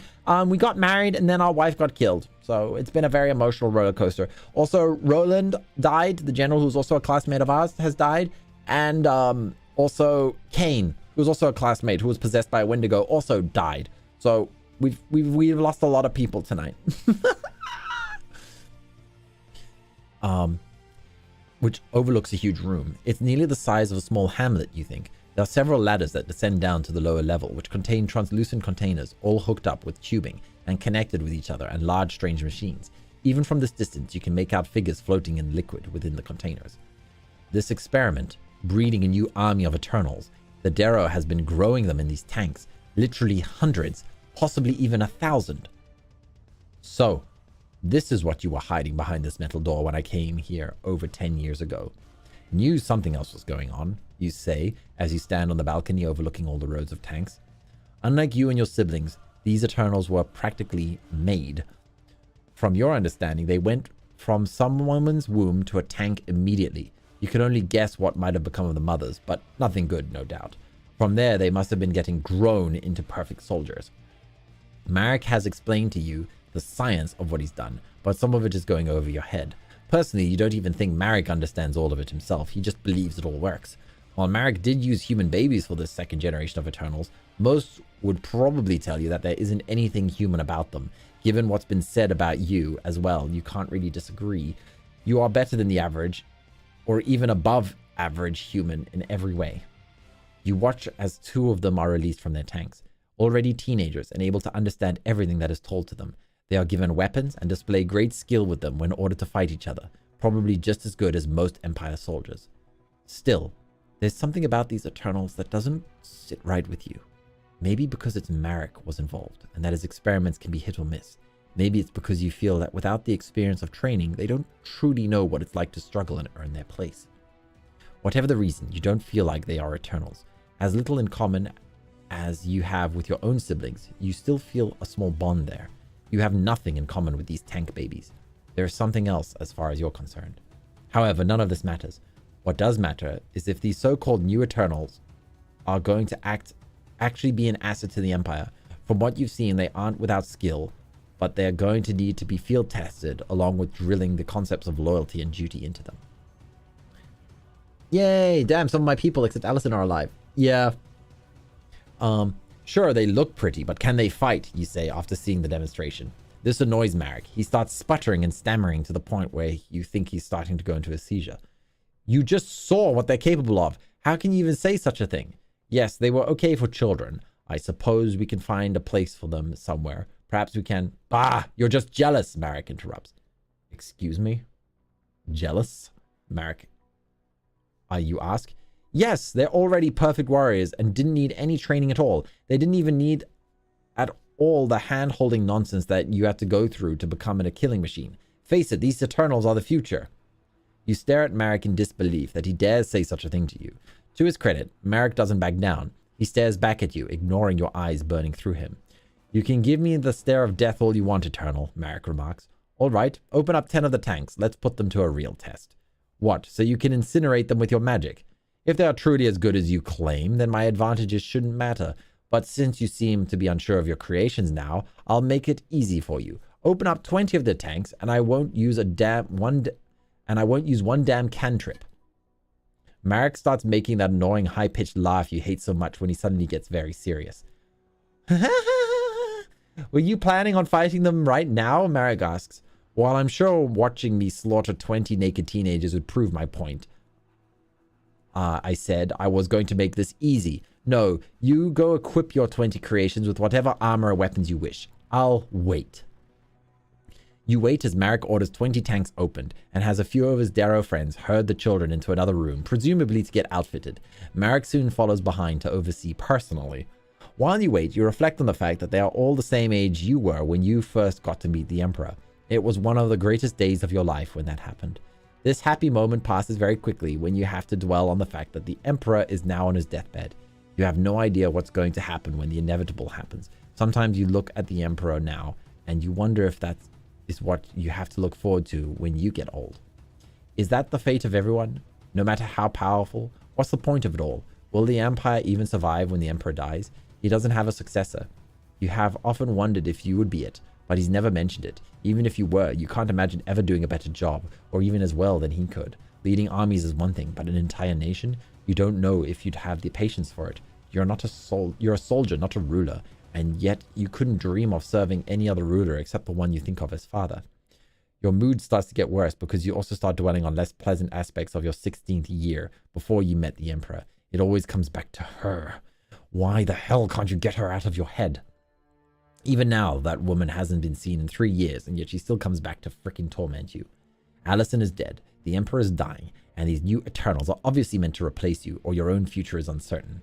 Samara still haunts your thoughts. At this point, you wonder if it would be just best if you let these damn tank babies kill you. It would at least be a warrior's death, and you die when the Emperor was going through a second golden age of sorts. You had some good times and saw several major threats to the Empire destroyed. Why stick around to see a man you have nothing but respect for continue to wither and die? Why see the potential slow decline of a nation you spent all your life trying to keep from the brink of chaos? Maybe it's time to step gracefully aside and be replaced. Oh my god, chat. Oh, I do not want to be the tiebreaker for this one because you know I'm going to troll.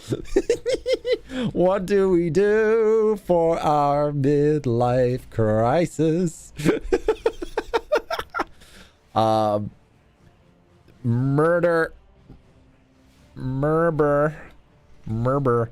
tank babies, or roll over and die.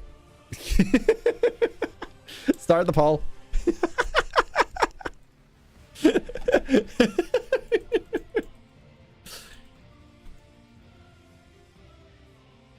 Okay, chat, I don't want to be responsible for this. Are we willingly going to let ourselves end the story?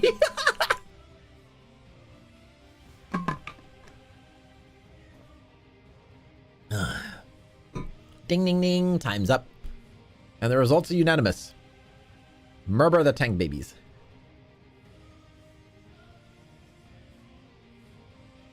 Okay. Gotta save.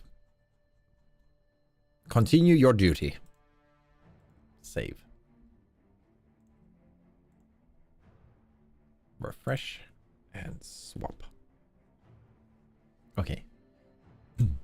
Sometimes the most dangerous enemy you can have is the one in the mirror. You quickly snap out of your defeatism. All of the self-doubt and self-pity is for weaklings. What would the Emperor say if he knew? What would Allison say? You were trained better than that. You don't have time to worry about the potential future. You have a duty to serve the Empire. And right now, part of that job is to test these tank babies. Only death should be focusing on right now is theirs. Doesn't take long before 20 tank babies, along with the other 2 that were involved in the first demonstration, come out fully decked in armor and weapons. Surprisingly, the Dara didn't deck them all out in the heaviest body encasing armor they could give them. Though there are at least half of them dressed in such a manner. You can't help but notice the Dara didn't limit their weapons to close combat. You see some with firearms. Well, here they are. The future of the Empire. I imagine you'll want to, Marek says, and then realizes what you're doing.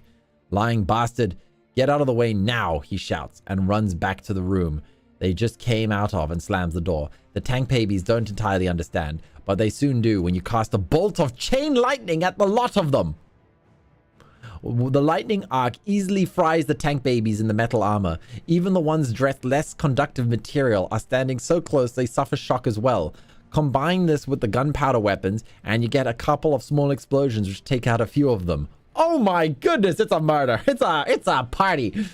After you're done with the spell, a couple of them are crawling away, desperately trying to find cover or escape. Bodies line the floor, still sizzling and charred from your attack. You walk over to the carriage and put your sword through the chest of one still struggling to breathe. You stomp on the neck of the other who's cursing you. The other one actually begs for mercy, and you show none when you hack the top off the top of his head. As you continue to check the 22 bodies for signs of life, Marek finally emerges from behind the door along with the other Darrow. Thought the Darrow didn't fear death, you remark. We don't, but we're not supposed to be freaking targets today. You lied, Eternal. You told me you weren't going to use magic. Actually, I think my exact words were, I wasn't going to use a single cantrip. I didn't use a cantrip. Bah! Trickery! I prefer to think of it as outmaneuvering your opponent's assumptions. This was not a battle of honor. I have nothing to prove to these children, and even less to you. I went into battle against superior numbers. I'd be a damned fool to not use all of the tools of killing that I have at my disposal. Whenever you go into combat situation, you always use whatever means to destroy your enemy. Fair play, rules, and honor have nothing to do with any of it.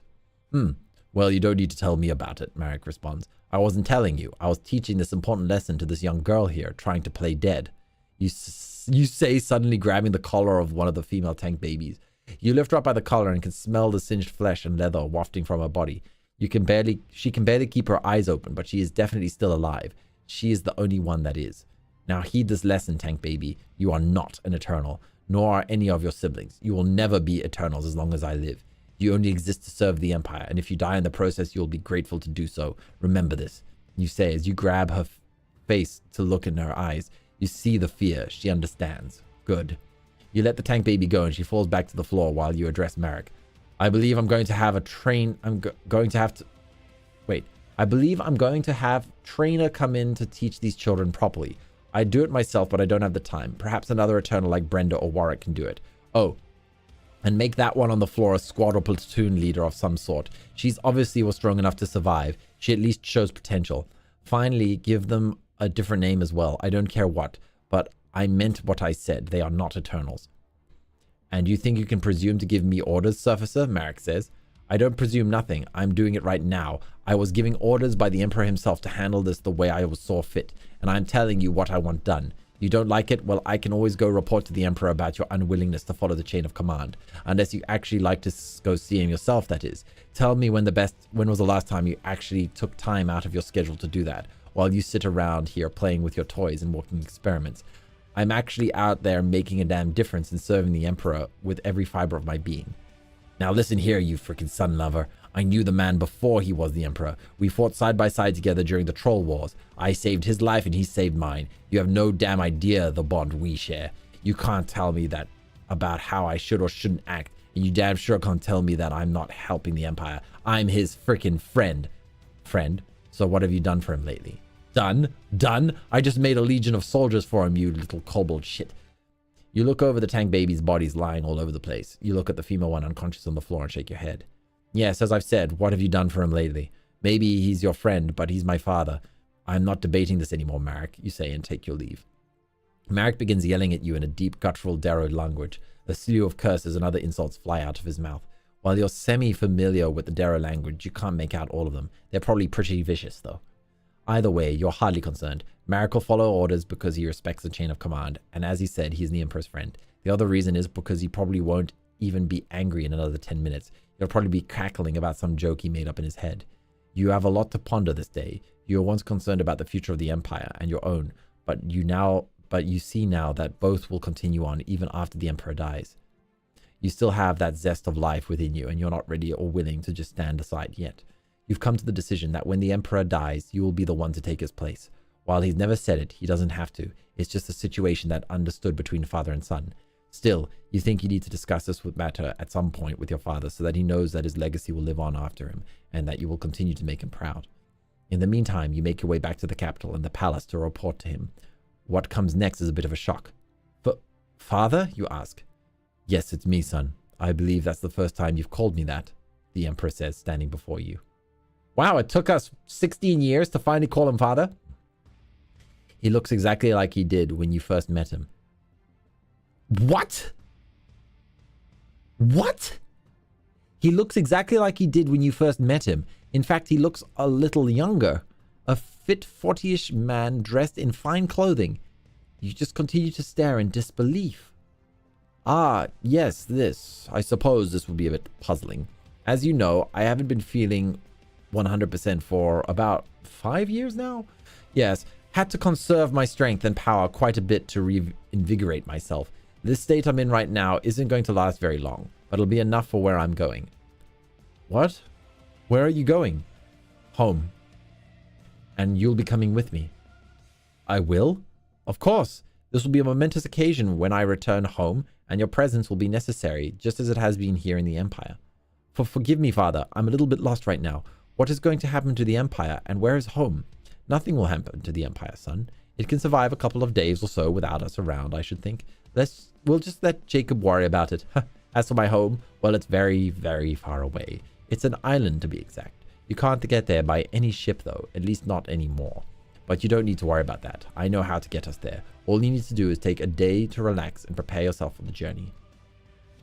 This is also overwhelming. You don't even know where to start or what to say. You just ask the first question that comes to your mind, and something you thought was inevitable. Father, are you going home to die? Die? The Emperor says, and then walks over to you. No, son. I'm going home to be reborn, he says, and then laughs, slapping you on the shoulder. Ah, yep, we're his sacrifice. I'm sorry, son. Jet ski Sam, we need your jet ski to that island. I'm sorry, son, if I worried you with that coughing all the damn time and dragging my ass around like a dead man. We probably should have taken this trip sooner, but we still had to finish off all those damn gnomes. Now, didn't we? Plus, I wasn't sure it was going to be necessary yet. And then you got married. Then Samara's bullshit. It just seemed like stuff kept cropping up. Well, now is the perfect time for us to take this trip. I bet you're glad now, though, that you know I won't be dying anytime soon. Yeah, you answer. The Emperor goes on to say that your report on Marek's experiment can wait, since this trip is much more important. He then tells you that you should go rest up and meet him here tomorrow. You agree and take your leave. Wait a minute. How old are we? How old are we? We're what, 36? So we're getting very close to 40, and they said that the Emperor looked like a 40-year-old man when we first met him? Ow. As you make your way to your private quarters in the palace, you don't know what to think now. You were so certain the Emperor was dying. After years of denying it, you at last came to accept it. You were ready to take his place. Part of you feels relieved that the Emperor is going to live. Part of you feels confused about the whole situation. And then there's that part of you that feels cheated. That part of you that wishes the Emperor was still lying on his deathbed. You think back to what you said to Marek. You've been the one out there doing things for the Empire. You've been the one destroying its armies and keeping it stable. What the hell has the Empire been doing? Giving orders from his easy chair, ranting about gnomes, lying in his bed, hacking up a lung? You should be running the Empire, not him. I can't believe what I'm thinking. I'm thinking this. What is wrong with me? This man is my father. You whisper to yourself. You didn't want to step aside for those tank babies because your time wasn't up. Why should the Emperor step aside for you? You begin to feel deeply ashamed of your thoughts. While you're having your moral quandary, Jacob is standing outside your quarters. We need to talk, he says. The reveal. Okay, we're going in. We can't end on a cliffhanger like this. Even if my throat is a little raspy, we gotta do it. Save. Okay, here we go. And refresh. Jacob and you enter your room. Jacob looks almost as bad as the Emperor once did. He hasn't been the same since Roland died. He's been overworked since the Emperor has been sick. The man is in his late 60s, but nowadays he looks more like he's in his late 80s. The stress has been taking its toll. Jacob, I really hope this is important because I've got a lot going on through my mind right now. You say, I'm sure you do, but you'll have a lot more after you hear what I have to say. Though after you hear it, you might just decide to kill me instead, but that's a risk I'll have to take. Can't be anything worse than anything I haven't thought myself today, you say. I highly doubt that, but I just want you to at least hear me out before you make a decision. You sit down and nod, telling Jacob to go ahead. Okay, I know you just came from a meeting with the Emperor and his revitalized condition. I'm also guessing he told you that he wants you to go back home with him. Yes, you reply. Do you know where his original home is? He said it was a very faraway island that couldn't be reached by boat. That was about it. Figures he'd be cryptic. His home is Mortis, an island of necromancers. It's not a well-known place to the average person. Most that have heard of it just believe it's a myth, but it exists. What? The Emperor is a necromancer. I mean, it makes sense, doesn't it? How else would he have the knowledge to extend his life for so long? Okay, so what? You're aware of what necromancers do, don't you? I'm aware of the branch of magic. Most just believe it's about raising the dead, but it deals with life force in general. Healing mages use it all the time at a cost, of course. Only the strongest of wizards can use the art, let alone master it. Hence why there aren't many around, and why stories about necromancers creeping about graveyards, raising armies of undead horrors, are mostly reserved for parents trying to scare their children, you say. I knew it, he killed Allison. Jacob gets a little frustrated at your apathy at this revelation. Yeah, you were right, Lael. Oh, perhaps, and Namame. Jacob gets a little frustrated at your apathy at this revelation. Perhaps I'm not making myself clear enough. The Emperor is a necromancer. Roland was killed by a revenant. Your wife was killed by a revenant. That got your attention. You stand up and Jacob can't help but step back, even though he knows you'd easily catch him if he tried to run. You're treading on very thin ice, Jacob. Believe me, I'm well aware. Then you must also be aware that you sound crazier than Marek right now. What are you implying doesn't even make sense. Why not? It does if you think about it, if you really think about it. Semra was responsible for my wife's death and Roland's death. She was also a powerful sorceress that is more capable of raising the dead. Yes, and she's also the perfect patsy for your wrath. The Emperor wanted you to think it was her, but it wasn't.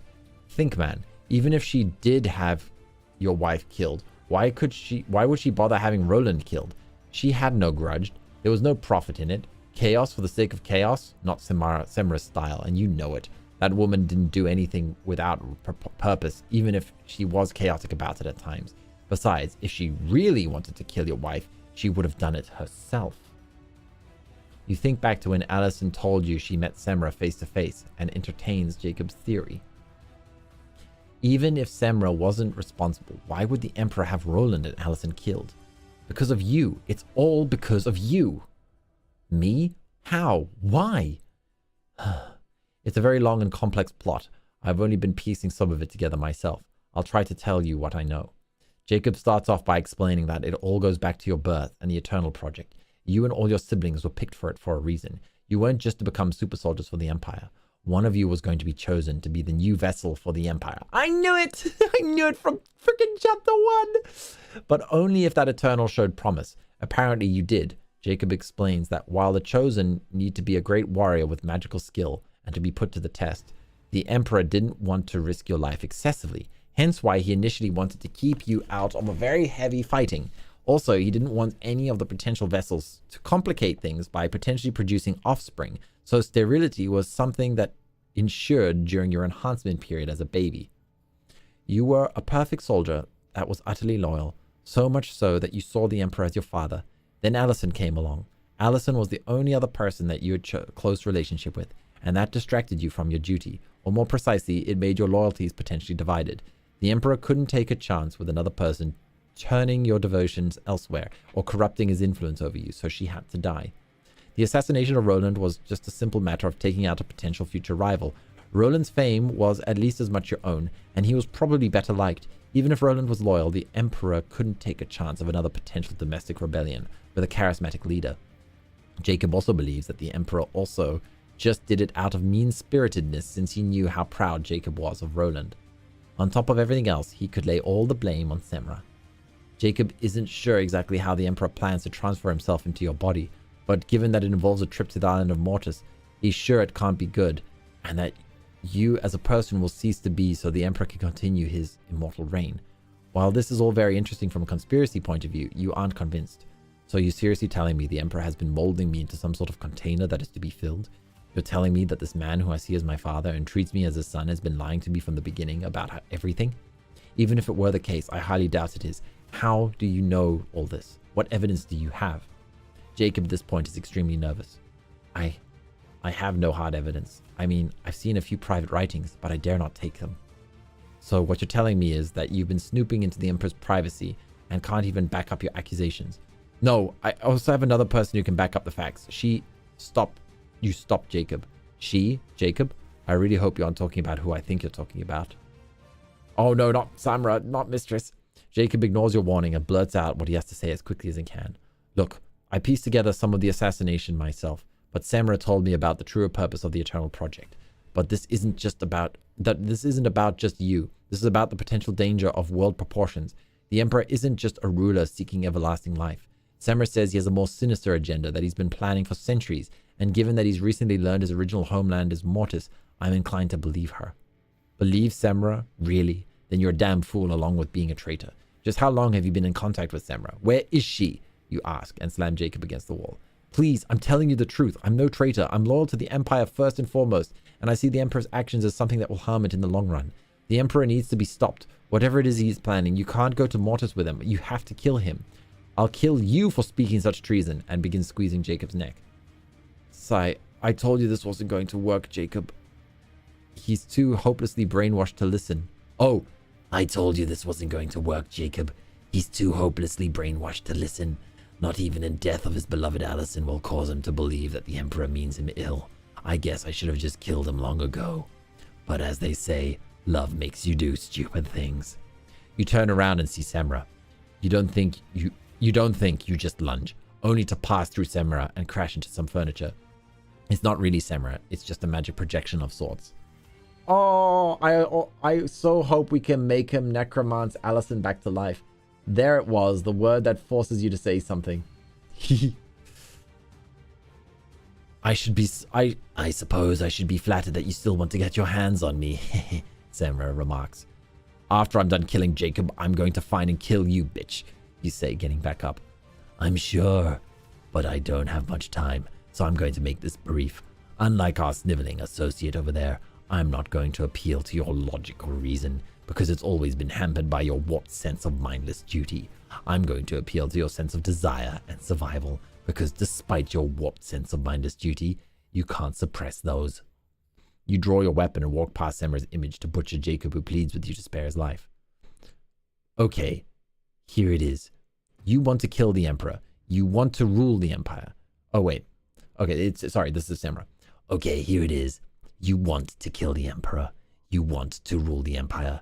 Don't tell me you haven't thought about it. I know your desires better than anyone else.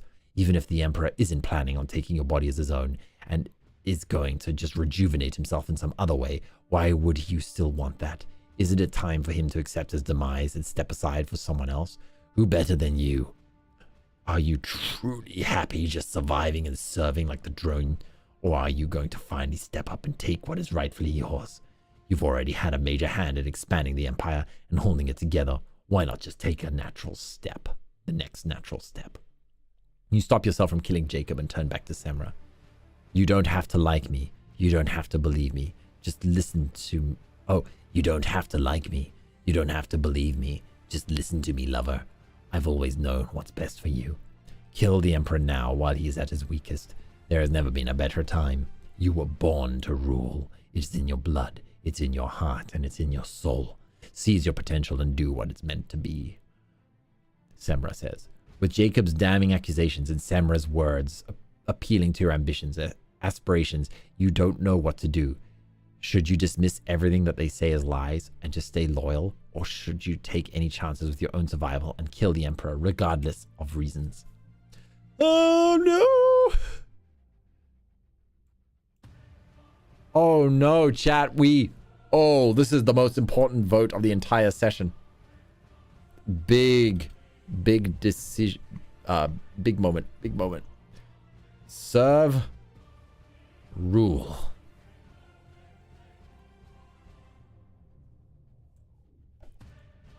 I'm going to give you 30 seconds for this one because this is a big one. Oh, there it was. The word that forced me to say something. Oh man, what do we do? Yeah, it feels like we're getting very close to the final, the finale. 10, 9, 8, 7. Hydrate.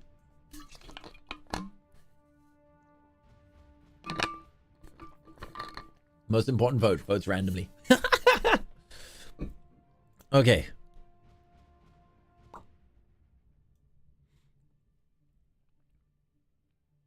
%66% say ruling. Okay, let's do it.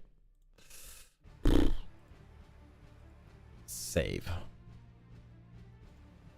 And refresh. Oh man. I don't know if we can actually take out the Emperor. He's probably incredibly strong. But we made our choice. Okay, this is going to be the last one for this evening because my throat is getting a little raspy. Okay, click. That's the sound of everything in your head coming together. Jacob's right. Semra's right. You're right. The Emperor needs to die, and at this point the reasons are overwhelming and you can't deny it any longer.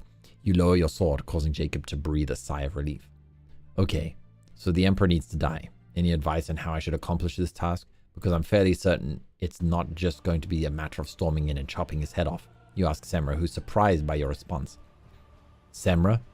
You listening? You repeat. Yeah, I didn't think you'd listen to me. I'm glad you finally have, though. Yes, you're right. Of course, it won't just be a matter of chopping his head off. He'll most likely detect your intent as soon as you enter his chambers. At which point, he'd melt your brain with just the thought, and your mind shield spells wouldn't even help you. Fortunately, you will have me along, to help you in this task. You can't do that little trick on me. Svelk brains work differently. Don't I know it, you mumble. I still don't see how this is going to help me, though. Easy. I'm going to shield you by joining our minds together. You did this, chat. It'll come in handy during the fight as well, since we'll be more in sync with our attacks. You immediately interrupt. Wait a minute. I don't know about this plan. Linking our minds and having you access to mine, that sounds like I'd be at your complete mercy. You've trusted me this far. Why not a little further? You already know I've been trying to help you from the start. Besides, we've done this to a minor degree already when we were destroying the gnome souls in Gnome's home. Also, it works both ways, you know. You'd have access to my mind as well. You make that sound like that's a good thing. Oh, trust me, lover. It'll always be a good thing. Just think our minds in harmony and knowing each other greater than we could ever express in words. We'd have a level of intimacy that most beings can't even comprehend. Doesn't that just sound so invigorating? Sounds like something, all right. Look, I don't know if I'm going for this. Maybe I just take my chances of getting my brain melted. I highly suggest that you don't. I know you think you're strong of mind, but this is something you're not going to have any defenses for without my help. I'm going to meet you down in the hall just before you enter the Emperor's chambers. I suggest you reconsider my generous offer by the time you get there. At this point, Samra's image disappears, and it's just you and Jacob left in the room. He's still very nervous. Jacob, you can stop shaking. I'm not going to kill you. In fact, since you're partly responsible for this power grab and process, what are you going to be doing? Me? I don't know. I won't be much good in a fight, as you well know. I guess I'll be packing my bags, just in case I need to make a hasty getaway. Not that I'll probably do me much good. Way to have confidence in me, Jacob. I do have confidence, but I have to maintain a pragmatic attitude too, you understand? Yeah, I get it. So what about Samra? You think I should let her invade my head? You're asking me? Sure, why not? You and her have been plotting this whole thing. You obviously trusted her enough to work up the courage to try bring me into this. So what's your opinion? I don't know. I'm not saying that to be evasive or frustrating. I really don't know. I mean, if you were anyone else, I'd say go for it because you wouldn't have anything to lose. Because quite frankly, I don't think anyone but you could have a chance of coming out of this alive. But since you do have a chance of surviving this, who knows what Samra might be pulled after the Emperor is dead. And if she can get in your head, well, I just don't know. Great. But didn't she say you'd be in hers as well? Maybe she wouldn't try anything because she'd be just as vulnerable. So she says, shit, just wish this was clear cut, you know? This isn't where I envisioned my life was heading. In fact, I never envisioned this. I don't think any of us did. But here we are nevertheless. The only other thing I can tell you is that given how obsessed she is with you, she probably won't kill you. There are things worse than death, Jacob. I guess I'll figure it out soon, you reply, and turn to leave before you do, though Jacob calls out to you. Just in case we don't get to speak again, I just want to say thank you for the times you helped me out. Oh, Jacob. Just doing my part in serving the Empire, you say and leave. Serving the Empire, you chuckle at that dark joke. You're about to try and kill the man who created it. You might be inclined to rationalize such an act by thinking you're serving the Emperor by killing a leader that is no longer good at ruling it. Of course, that would be complete BS. You're killing the Emperor for your own personal reasons, first and foremost. Some of that is your own desire for power, but a lot of it is for revenge of Allison's murder. In fact, the more you think about it, the angrier you get and that's good because it's keeping out the fear you do have about facing the Emperor. Eventually, you reach the large hall before the Emperor's chambers, and just as she promised, Semra is there waiting. What took you so long, lover? The Emperor is probably aware I'm here by now, and probably even suspecting something is amiss with you as well. What's the difference? You said he'd know I was going to kill him as soon as I entered the chambers. I suppose so, but I was at least hoping that we'd have a slight chance of a surprise attack. Those are always the most efficient, killing your enemy before they even get a chance to strike. Less messy, don't you agree? Maybe, but personally I don't mind getting messy. Yes, I imagine you don't. Anyway, come to me so we can merge our minds and get this task underway. You cautiously step towards Semra, who gives a faint smile as you do. Her attempts at being friendly and inviting are probably more disturbing to you than when she used to beat and verbally abuse you. When you get within range, her arms reach out around you. Hey, what are you doing? You ask, backing up. Will you relax? This is part of the spell. We need to be looking at each other and focusing. Now, here, just put your hands around me like this, Semra says, and starts to position your hands, though you can't help but notice she's initially positioning your hands so that they were temporarily on her butt before she slowly moved them up to her waist. Thank you. Her hands find their way to your shoulders, and at this point you feel like you're in a compromising embrace rather than preparing for some spell. Now, Stare into my eyes and focus, Semra remarks. Her own face is only a few inches away from your own. Your eyes don't immediately focus on her eyes, though. I feel like this is a trap. Oh, it looks like I just disappeared. Seems like I wished everyone a great stream full of fun and adventures. Oh, bye, Ludwig. Okay, yeah, this is the last chapter for today because my voice is getting sore. Yeah, I feel like this is actually a trap. Like we were being tested on our loyalty. I'm worried that this is all a trap. I don't trust this author anymore. Your eyes don't immediately focus on her eyes, though. You stare at her full blood red lips. You think about how you want to press your own against hers. No! And then suddenly she does, and your mind goes to another place. You see what's in Semra's mind, or at least a glimpse of it. Images are coming at you so fast you can't make out all of it. But you see a mixture of the horrifying and impressive at the same time. You see what must have been during the time when she was when the Svelk ruled. Everything is very regal and elegant looking, though much like Svelk themselves, it radiates a certain coldness. You also see the Svelk treating their subjects. Most of them are of races you've never even seen before, worse than the Empire ever could. They also have greater control too, thanks to their magic. What you aren't seeing is any images of Semra himself, and you aren't even sensing that she's experiencing pain during this process. Semra is obviously blocking some of her more private thoughts. She's showing you a general history of her life, yet somehow only telling you half the story. Meanwhile, she's probably trying to scour through your mind of everything. With this moment of clarity during the spell, you wonder if you should break off this link, that she's intending this to be a one-way affair. She might have ill intent for you after all this is over. Break the link or keep focused. Okay, chat, final vote for the evening. But we will have to find out the results next week. Start the poll. What do we do in this forced flashback?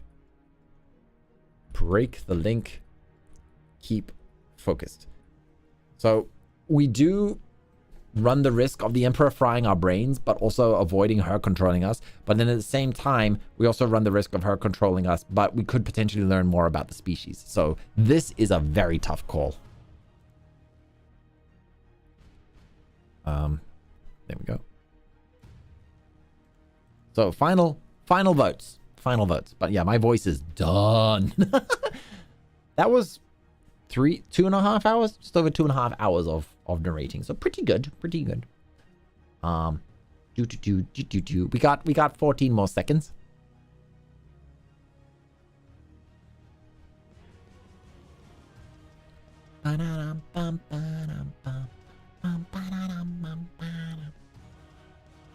Ding ding ding. Time is up. The results are in. Boom.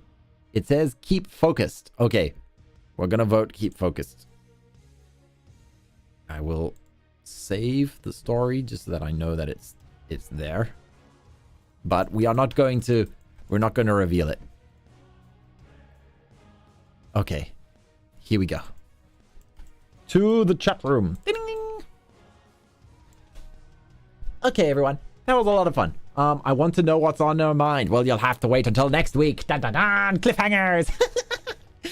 Oh man, but I do get the feeling that this is gonna be the end of the story. There are not many threads left. Most people have died or portrayed or about to die. So we're all right. See you next time. Yeah. So let me just quickly give a rundown. I'm going to be playing Stardew Valley tomorrow with Nick and Akumi. So I haven't been streaming it, but yeah, they stream it on their channel. So if you guys want to catch more of me, just check out Akumi or Nick's channels. Tuesday is movie night. We're going to continue watching Shadow House. And then Thursday I'll be playing Dead Rising with Nick, and Friday we'll be finishing off Lies of P, and then Saturday is Baldur's Gate 3, and then Sunday we'll be finishing off this one. So it'll be another weekend of finishing off quite a few games. So yay, or stories. All right, everyone, have a fantastic evening, and I will see you next week. Bye bye. Have a great week.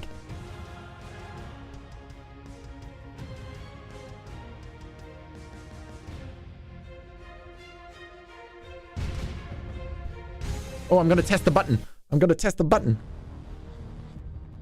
button. Did it work? Yay, it works.